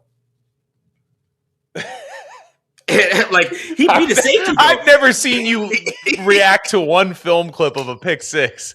So crazy. I'm sorry, Glenn. Like, you cut him. You cut him 2 weeks ago. You cut Dante Thornton 2 weeks ago. I'm sorry, man. Like, I know Dante Thornton beats that safety. That's the funniest thing you've ever said. Dante Thornton beats that safety, dog. I know. I saw it last year. He did it against starters in a game. Yeah. When he was one-on-one with a safety, he always won. Did he get the ball those plays? No. But he did it. And I feel like if I put Dante Thornton in the slot and I get him one-on-one in a corner route on a safety, he's going to win that matchup. And I think that's going to be a difference. I'm telling you, that play was like a huge revelation for me, just all together. One, because Malik Benson beat a guy who was inside leverage. He couldn't really beat him on an out route. And then Jalen Naylor couldn't beat a safety. And I was thinking, like, man, I was thinking this. Dante Thornton could have beat. He would have won that. Like, by a lot, too. By a lot. Like does Dante Thornton beat press coverage? Is he gonna win like a one-on-one in practice? Is he gonna, whatever? No. But if I get Dante Thornton in the slot and I run him right at a safety and he's running a corner route, he's going to win that. And like, people talking about whether he drop it or not, that's a different discussion. He's gonna win that route though. The pick six doesn't happen because he throws it to Thornton. My whole point. That's what you're saying. My whole point. I don't know. I just watched that. I was like, man, there's a whole lot more I could do with Dante Thornton than I could do with Jalen Naylor, and that's what I just noticed it. Like, you got to take like I would. These wide receivers room isn't that great, right? But like he's at least way more talented. Like there's something there that if I get him 1-on-1, like if I same play, Glenn, same play, I just get a 1-on-1 on a safety. Mendoza doesn't throw a pick six, and we're not talking about this. We're talking about how good Dante Thornton is, and it's like, you know, um, and there's some times when Dante Thornton ran some good like double moves and stuff like that. There was last year, so I just have a feeling. I just feel like there's something wrong with Jalen Naylor. I just feel like, Yeah, because he played a lot last night. he did. He did. Should he have played last night? The 11 million guy. Mm-hmm. I think he had a bad week of practice. Yeah, I might be high, C. Jason. You might be right, but I know I've seen him beat a safety in an NFL game. You need to beat a safety. I was so mad at that play. Like, I'm sorry. Like, you got a safety who is square. And you have a two-way go, and you can't beat him, and you're an NFL wide receiver, and I'm expecting you to get open. I'm sorry, dog. You get cut. It's like picks in 7-on-7 for me. I'm sorry, dog. I'm sorry. Mm-hmm. So that's my hot take. It is a hot take. It is. It's exactly what it is. Yeah. I'm speechless. See, exactly. That's what I thought. Not even because you're wrong. It's because you have hated Dante Thornton more than anybody I've ever met. It's not even. I don't from the beginning, right? And then 2 weeks ago, you're like, he's getting cut, and then now you're like, I just saw Jalen Naylor. Like, you're doing what Kubiak did, John, in the group chat right now. Yeah. Dante Thornton in Gene Code jeans and in a My Chemical Romance shirt would run faster than Jalen Naylor right now. You're doing that right now, John. Yeah, it's a hot take, but I'm sorry. I watched Jalen Naylor beat not Jalen, Dante Thornton just beat players that, and he didn't get the football. Like, I could show you the route. I can show you the route he did against the Cowboys, where he had a guy, he was up against a safety 1-on-1, and he won that route super easy. He's wide open. Geno Smith doesn't throw it to him, and ends up throwing to Trey Tucker super late, but he's wide open.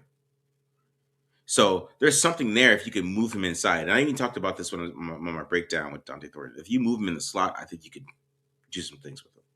But he just can't win outside. Like, if you expect him to win outside, you're stupid. You know what I mean? Yeah. Interesting. That's my hot take. That's my first one. Or what's your next one, Glenn? What's your next one? Okay. Next one this is a homer take for me. Okay. Michael Mayer is going to lead the Raiders in receiving touchdowns and be top 3 in tight end touchdowns in the NFL. Wow. Okay. Top 3. I think he's going to have more touchdowns than Brock Bowers this year. Brock Bowers is going to have yards. I mean, he's going to have yards, reception. I mean, he's not saying he's going to be the better tight end. I think Michael Mayer is going to be the red zone guy for the Raiders, because I think everybody's going to clamp down. They don't have the receiver right now that's going to take the coverage off of Brock Bowers in the red zone. I think they're going to double him. They're going to do their best to keep him out of there. This might not even be that hot of a take.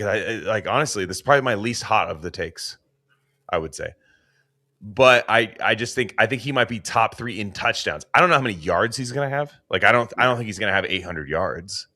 I think he's going to have 500 yards, or even 550 or something, similar to what he had last year, honestly. But I think they're going to be more useful yards, more useful targets in games that matter a little bit more.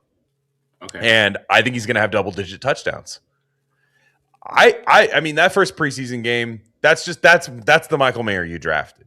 And I know it's just preseason, but he's done that a little bit in the NFL. It's not like he hasn't done anything in the NFL. It's just that he hasn't been consistently available. And I think this scheme fits him perfectly. Okay. People say he hasn't done anything. He's been fine. He's been fine. He has not lived up to his draft slot for sure, because he was a borderline first-round pick.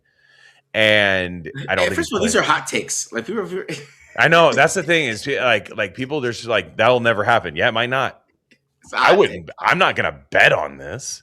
I'm just saying, like, I just think he's going to have more touchdown. Like, he's just going to be that guy standing wide open where you're like, oh, and there's a bootleg, and oh my gosh, Mendoza throws it back across the field, and Mayer walks into the end zone. Like, I think he's going to be more so that guy.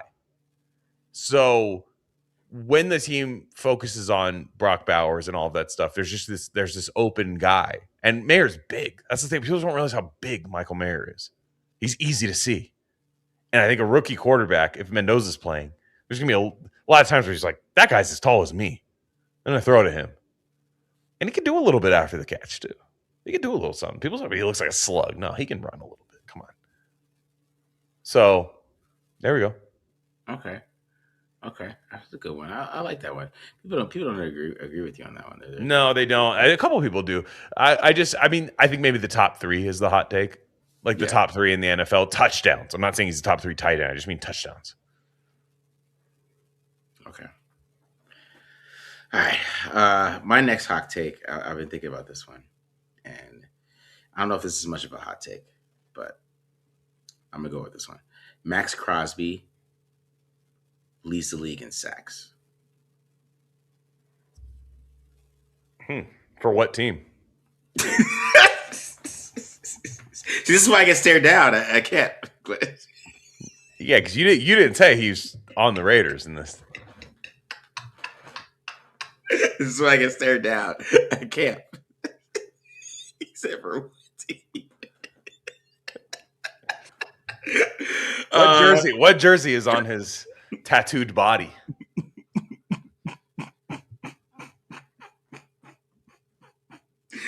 Oh man. No, I think that's a possibility. Okay. I just think he leads the league in sacks, right? I'm thinking like 18, 19, something like that. It's a lot of sacks, man. And then like the defense just plays a little better than we think, and it's a big reason because he's getting a lot of pressure. You know, I think he's hasn't played in preseason. We really don't know how he looks. He looks dominant at camp. You know, DJ Glaze looked great against the Cardinals. He looked like shit at camp. You know, maybe there's something just Max going off, right? And Max having a great year, 20 sacks, 19 sacks. 19, I mean, to win the sack champ, we yeah, 20. You got to be from 17 to 19, right? Yeah, it's an extra game in the year and a lot of passing. A lot of passing, right? 17 and 19 sacks. I'm going with that. That's one of my hot takes. Max Crosby leads the league in sacks. I mean, again, I think he's traded, and my next hot take is going to probably be in line with that. Look, Max is a great player. It would never shock me if he won a sack title. He hosts a sack summit. Yeah. The name that I don't particularly care for, but he hosts it. He hosts the sack summit. And so, you know, it would be only fair if he won the title once at some point. I think he's a Detroit Lion by week 8. That didn't even make my list of hot takes because I just think it's inevitable in my opinion. Okay. I think he's a Detroit Lion. I don't think they have a very good defensive line, and I think they're going to lie to themselves that they're a contender this year. So that's kind of where I'm at there. Okay. So my last hot take is that Joe Woods is the Raiders' defensive coordinator by week 12. Joe Woods. So not only am I saying Rob Leonard's getting fired, which, you know, some of the people, some of the truthers like me might go, that's not a hot take. That's what I think, Glenn. I'm with you. But Joe Woods is taking over the team. And that's not who I want. I just think that's who they would go with as an interim. It would make a lot of sense. I just think this Rob Leonard thing's not going to work. I'm sorry. Like and the thing is, he's clearly the sacrificial lamb. The thing about the Rob Leonard hire, and people will say I'm obsessed with it and all that stuff. I just think it's as clear as like the sky being blue when you walk outside, like, or if it's 95 degrees, someone going, it's hot today, you know, like it's that level of clear to me. And I think that Rob Leonard, if you look where he was hired, I think this job, this Raiders defensive coordinator job, was a no-go for a lot of people because they thought Max was getting traded. A lot of people were going, I'm not taking this job. Defensive coordinators do not last. They don't get more than one season like offensive head coaches do. And if you're trading the guy who you might think is going to win the sack title, like, I'm not taking that job. And I think after a while they went, because they waited a long time to hire Rob Leonard. He was on the staff. If that was your guy, it's a no-brainer, right? And they waited all that time and go, fuck it, promote Rob Leonard. It's a lame duck hire. And I think if they're with a guy like Mendoza being there, Mendoza being there accelerates firings like this. Yeah. If what Shug said in his voicemail and what we agreed with is you get that 3-year playoff timeline, 5-year Super Bowl contender timeline. If your defensive coordinator isn't cutting it, they get fired every single year until one does. That's just the case. And I think this year, their defensive line, I just don't think is going to be good. I just disagree with your Crosby sack title thing because I just don't think your defensive line is going to be good enough. Yeah. And I just think you need other people that are going to draw attention from that. And Max to be the guy that cleans that up. And I think it's going to be the same thing we always see where Max blows up a run play on first down.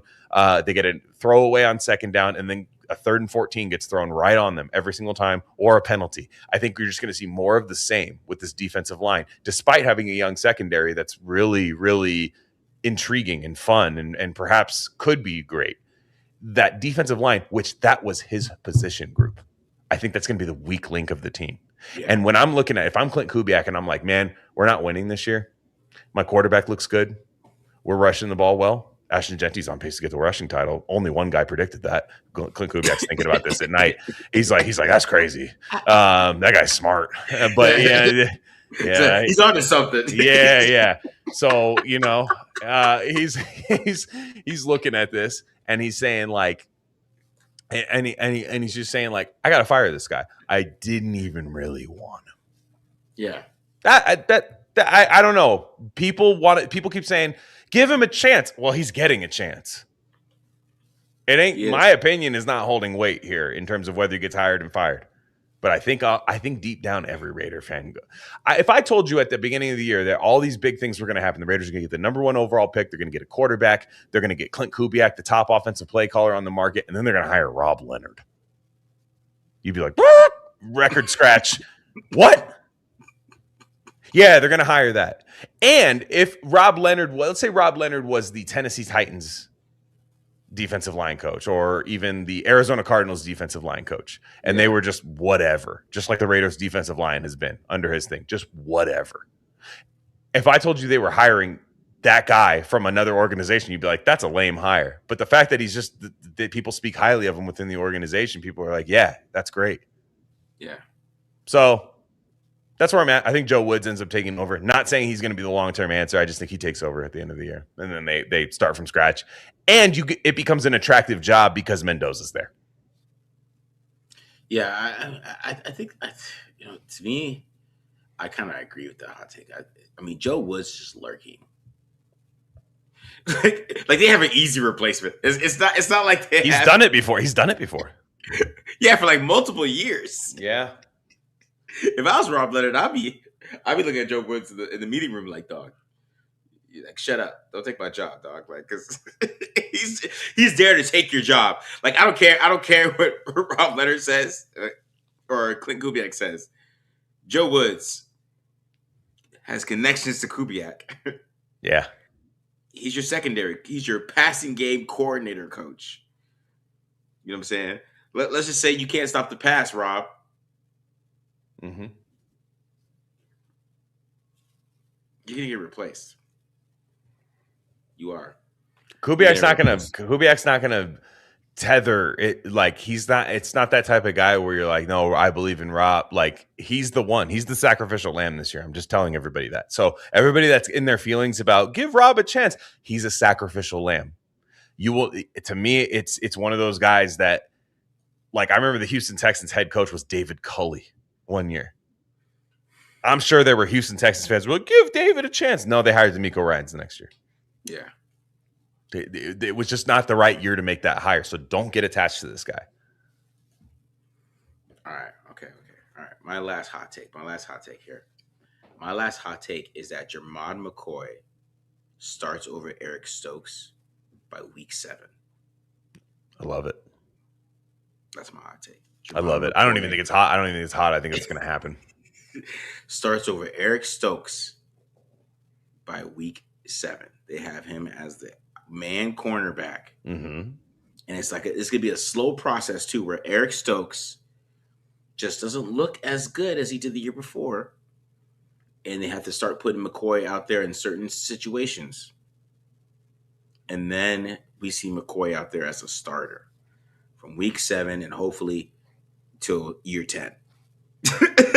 Hopefully, even year 5, like give me a rookie contract worth a good play, and then your knee buckles on you. You know, like what? Like if that's what's going to happen, if he's a ticking time bomb, then so be it. Let's get the time started earlier.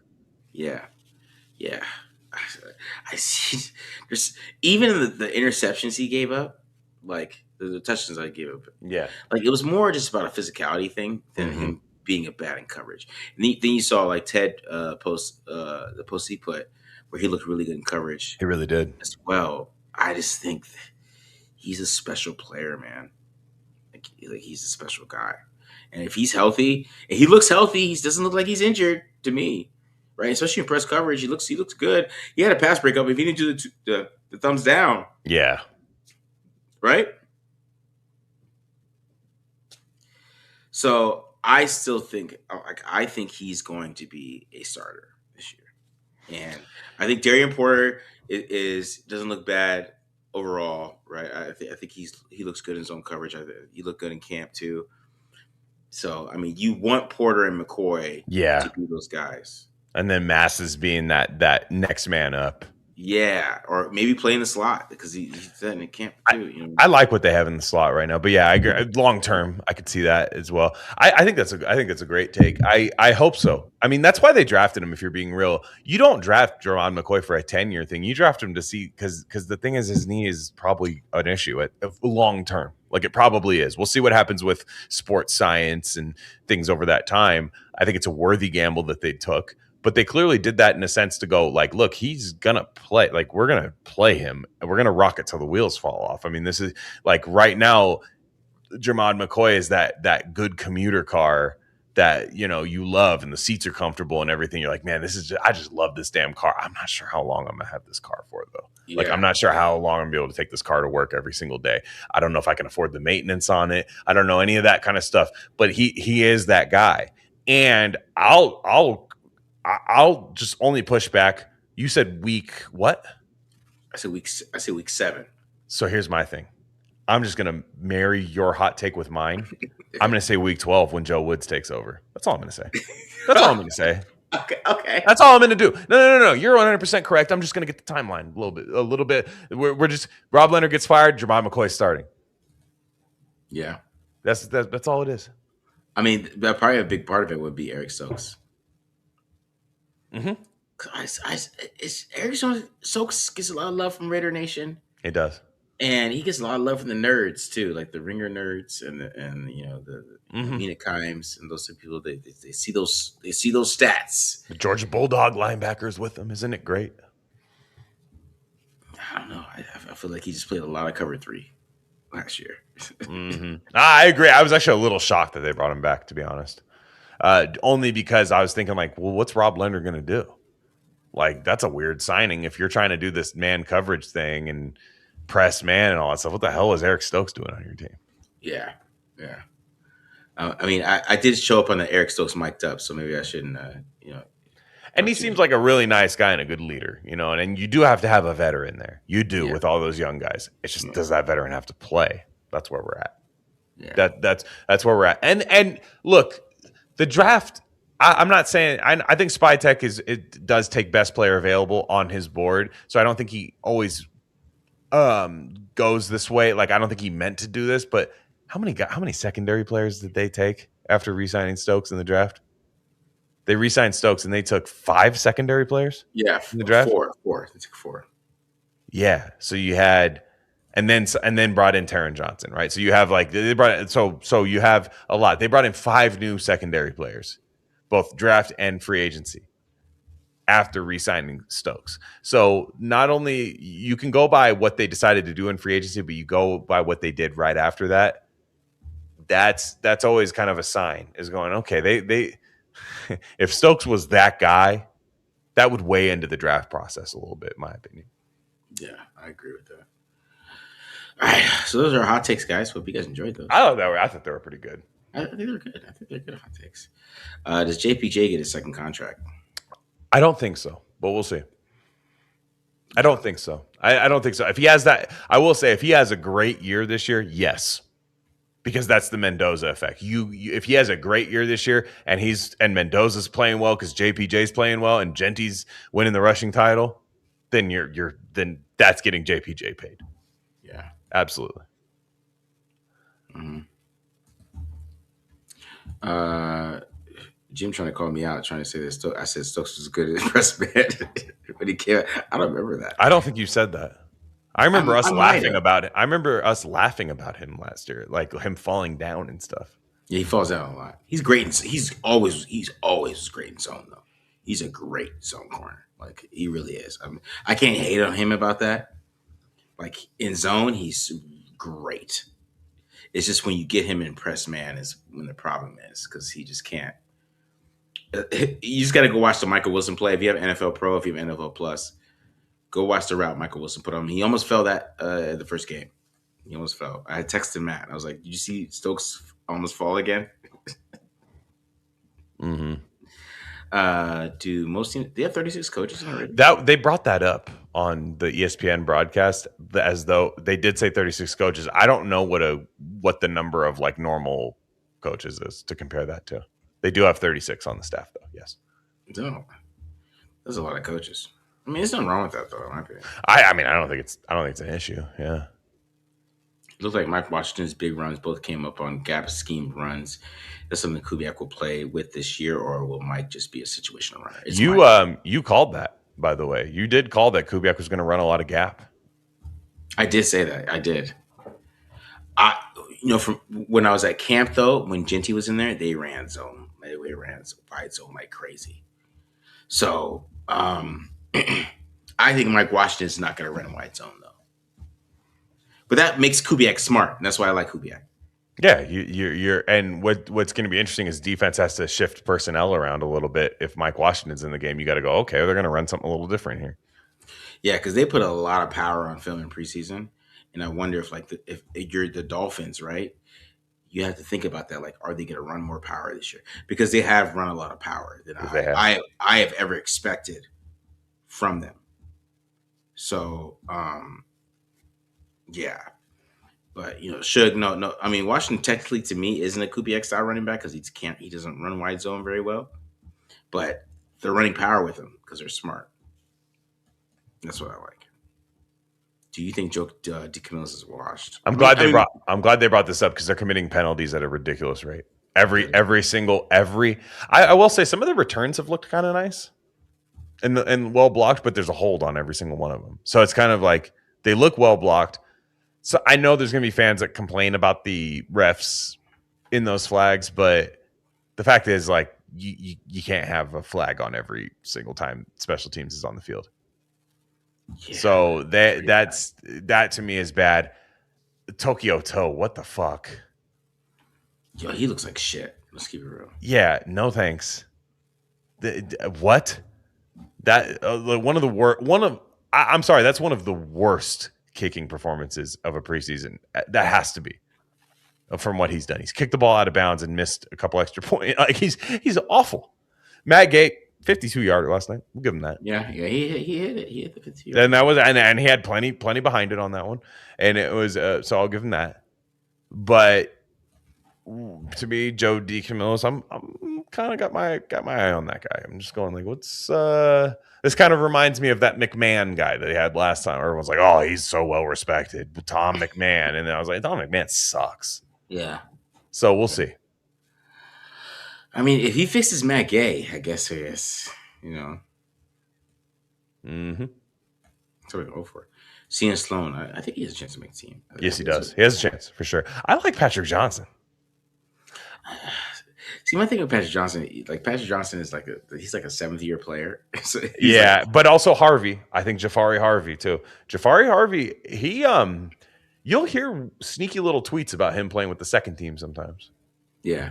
There's sneaky little tweets like Jafari Harvey on a run stop in the second. You're like, oh, nobody's talking about this.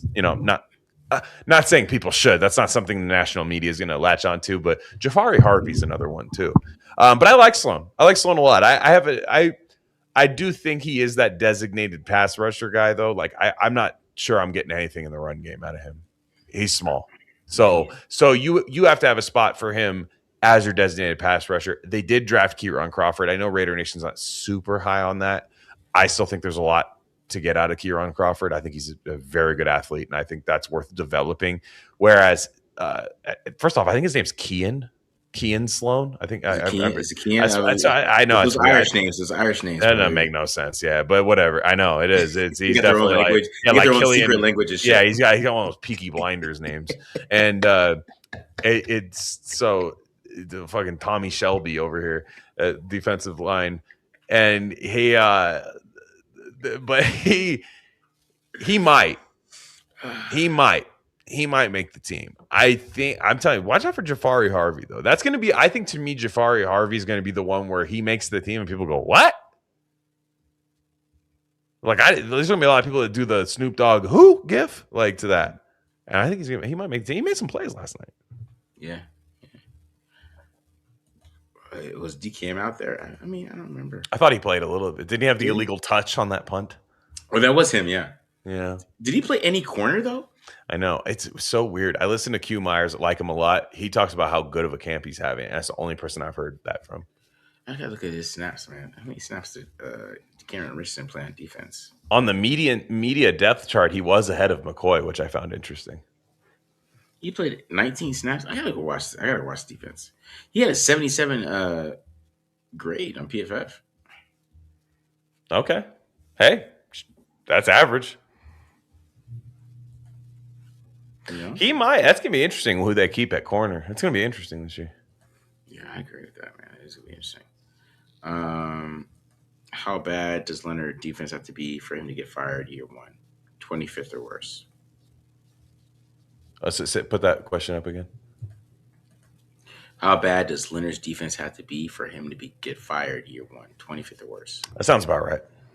And I think it's just going to be different because if the offense, I will say Kubiak, if his offense is like top 15 in the league, and they're just hemorrhaging on defense, and even if their defense is like 22nd, he's going to be like, get this guy out of here because we're cooking right now.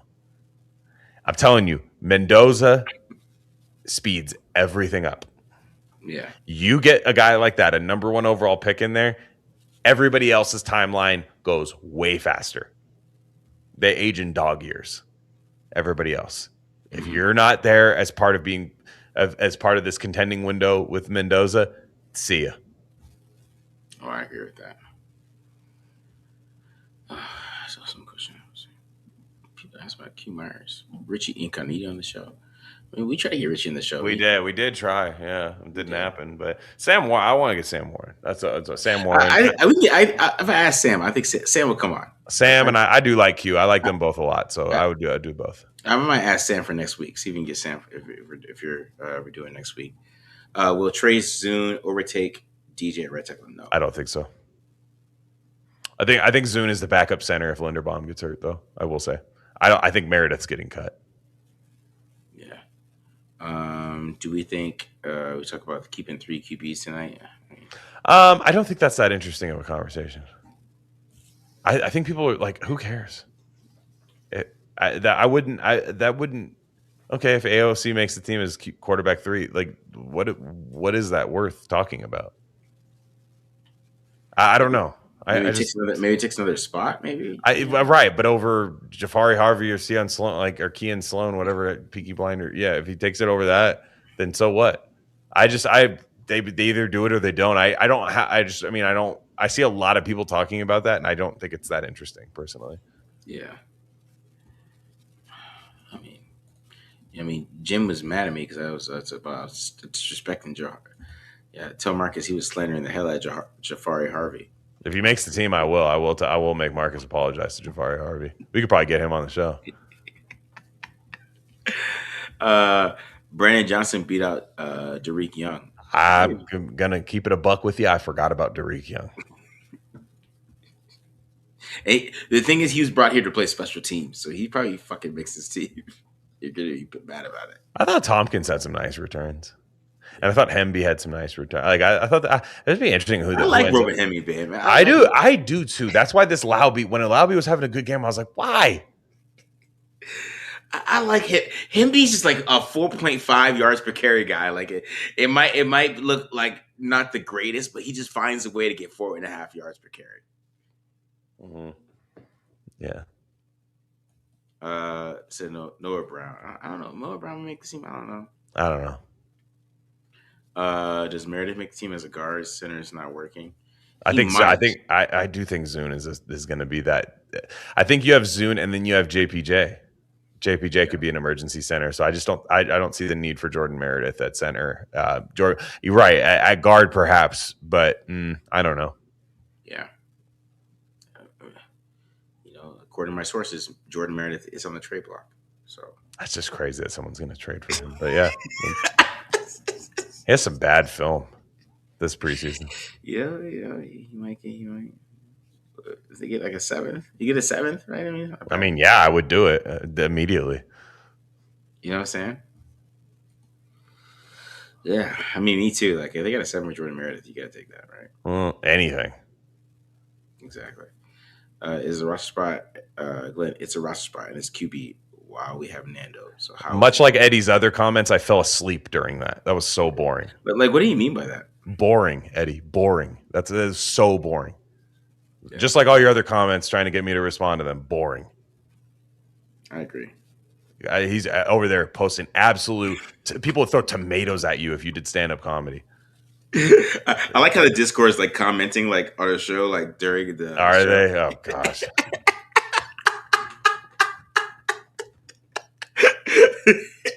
The Discord has its own comment section. I like that. I look at my phone and the Discord has its own comment section. I'm kind of dying at that. I think we do. I think Fatukasi looked pretty good. Yeah, me too. he looked better than Laulu. Who's better, Laulu or Fatukasi? I don't know. Fatukasi's had better seasons in the NFL.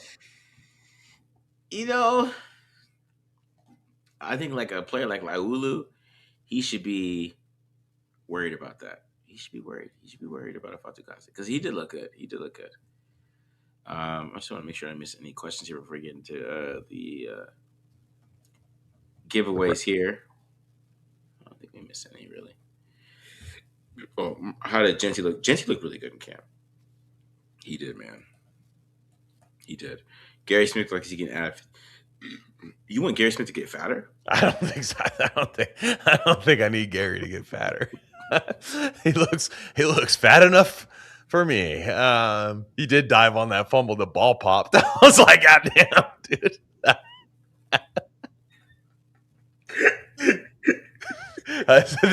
They still got a crater in that stadium, I heard, when he dove on that ball. Oh, man. Gary. Yeah, man. No, oh man. Hey, shout out Gary Smith though. He played well. A shout out.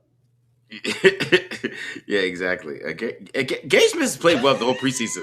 I do like the idea of someone watching that game and be like, he's too small. I need you to put on 20 pounds. I need you to be 365. Yeah, you been eating, Gary? You look a little skinny. They feeding you at the Intermountain Performance Center? Shit. Yeah. First time anyone's ever said that about Gary Smith in his life. Gary Smith might read that and go, what? Yeah. He might show his girlfriend and shit. Like, see, I'm losing weight. Yeah. Woo. He turned into Buddy Love. You're saying he looked more like Buddy Love than Sherman Klump. I got you. Oh, shit. Okay. All right. Yeah, Blade Radar. I was about to say, like, you can still get in it. All right. So, if you guys want to get in the giveaway, let us know You can still get in the giveaway. I'm gonna share this screen here. Wheel of names here. Boom. If it pops up here. 1, 2. There you go. All right. So if you see your name on here, or if you don't see your name on here, let me know in the chat. I think I got most of these people before I shuffle this. All right, Casper. All right, Casper in here. Did I miss you, Bob Ross? He did donate. He did donate. I saw that. Did I get him in there? I might have missed Bob Ross. I know he did donate. And then we got Casper. Okay. Of course, I got CMV and Dreyfus Show. Dreyfus Show has really took over CMV's spot on the low. Nobody's noticed it, but he's literally got all the gear. Dreyfus Show, he's got all the gear from. Yeah. Him and CMV have all the TDL gear. They're TDL geared up. If I need to do a commercial, I'm hitting those two up. I checkmate. I think I got you. right here. I got you up here at the top. Did you do more than that, checkmate? Let me know. Anybody else want to get in here before I get this started here?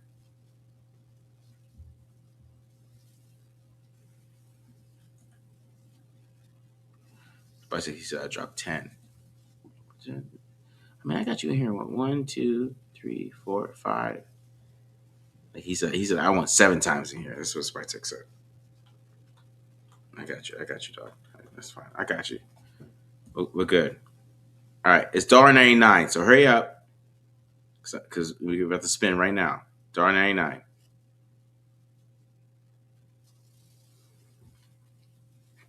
$1.99.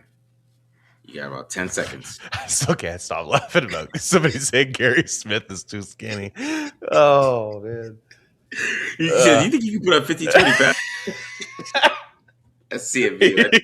He sits down in the coach's office and the chair buckles. He's like, Gary. Okay. Anyways. Anybody else? Tears in my eyes. That was good. All right, Jeff. Forget you. We'll get you in here, Jeff. I got you. Jeff Garrison here. All right. All right. Anybody else? Are we ready to go? Let's do this, man. Let's do this. I'm gonna shuffle it up here. Make sure we get some shuffles here. Shuffle. Boom. All right, here we go. First spin. This is for the TDL, the FNL hat right here. Here we go.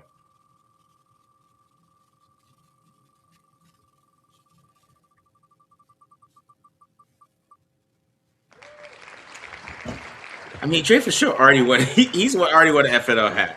I think he's. All right, if Dreyfus Show, have you won a hat? Him and CMV, man. I don't know what they're doing. I don't know what they're. I feel like the wheel stopped rather abruptly there. It stopped on John Spytek. John. Oh my God. Him and Dre, man. Him and Dre. I don't know what they're doing to this wheel. I don't know if they got some kind of like program they got set up. But all right. Because I think he's got a hat. If he's got a hat, I think Dreyfus Show's got a hat coming his way. I don't know if he's got a shirt. So I'm gonna give him the shirt on this one. Let's do the hat. I'm gonna do the hat again here on this one. Let's do the hat. There we go. There's no more Dreyfus Show.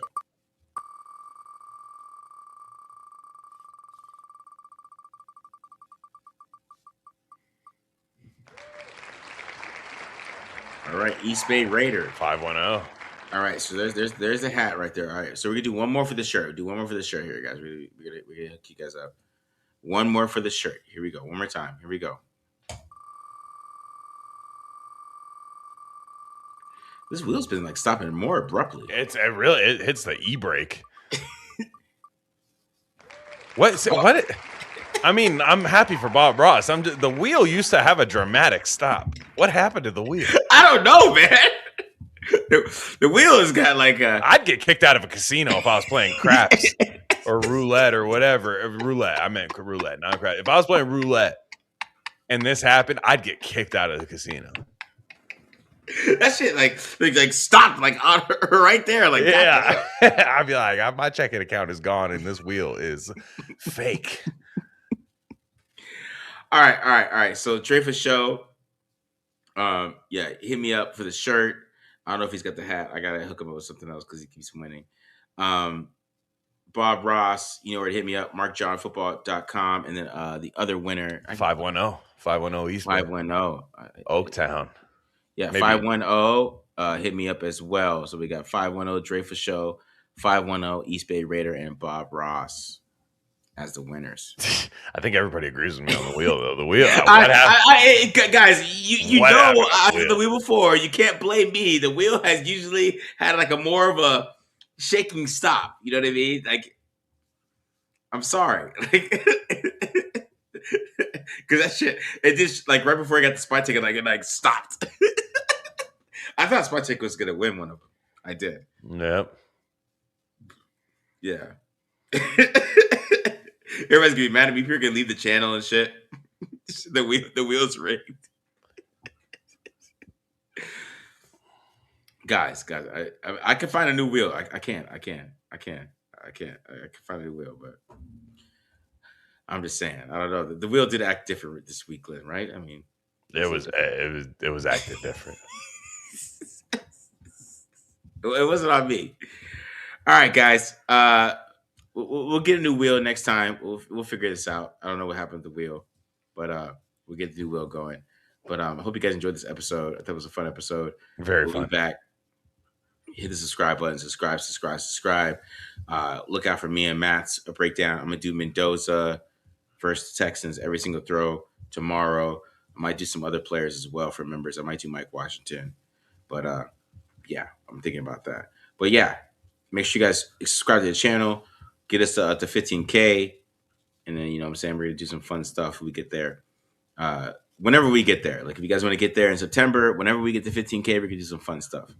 All right, guys? So make sure you guys support the channel. Show it to people. Put it on Reddit. Even if they hate on it, who gives a fuck? There'll be 3 people who like it if they hate on it. So make sure you guys share the channel, whatever you guys can.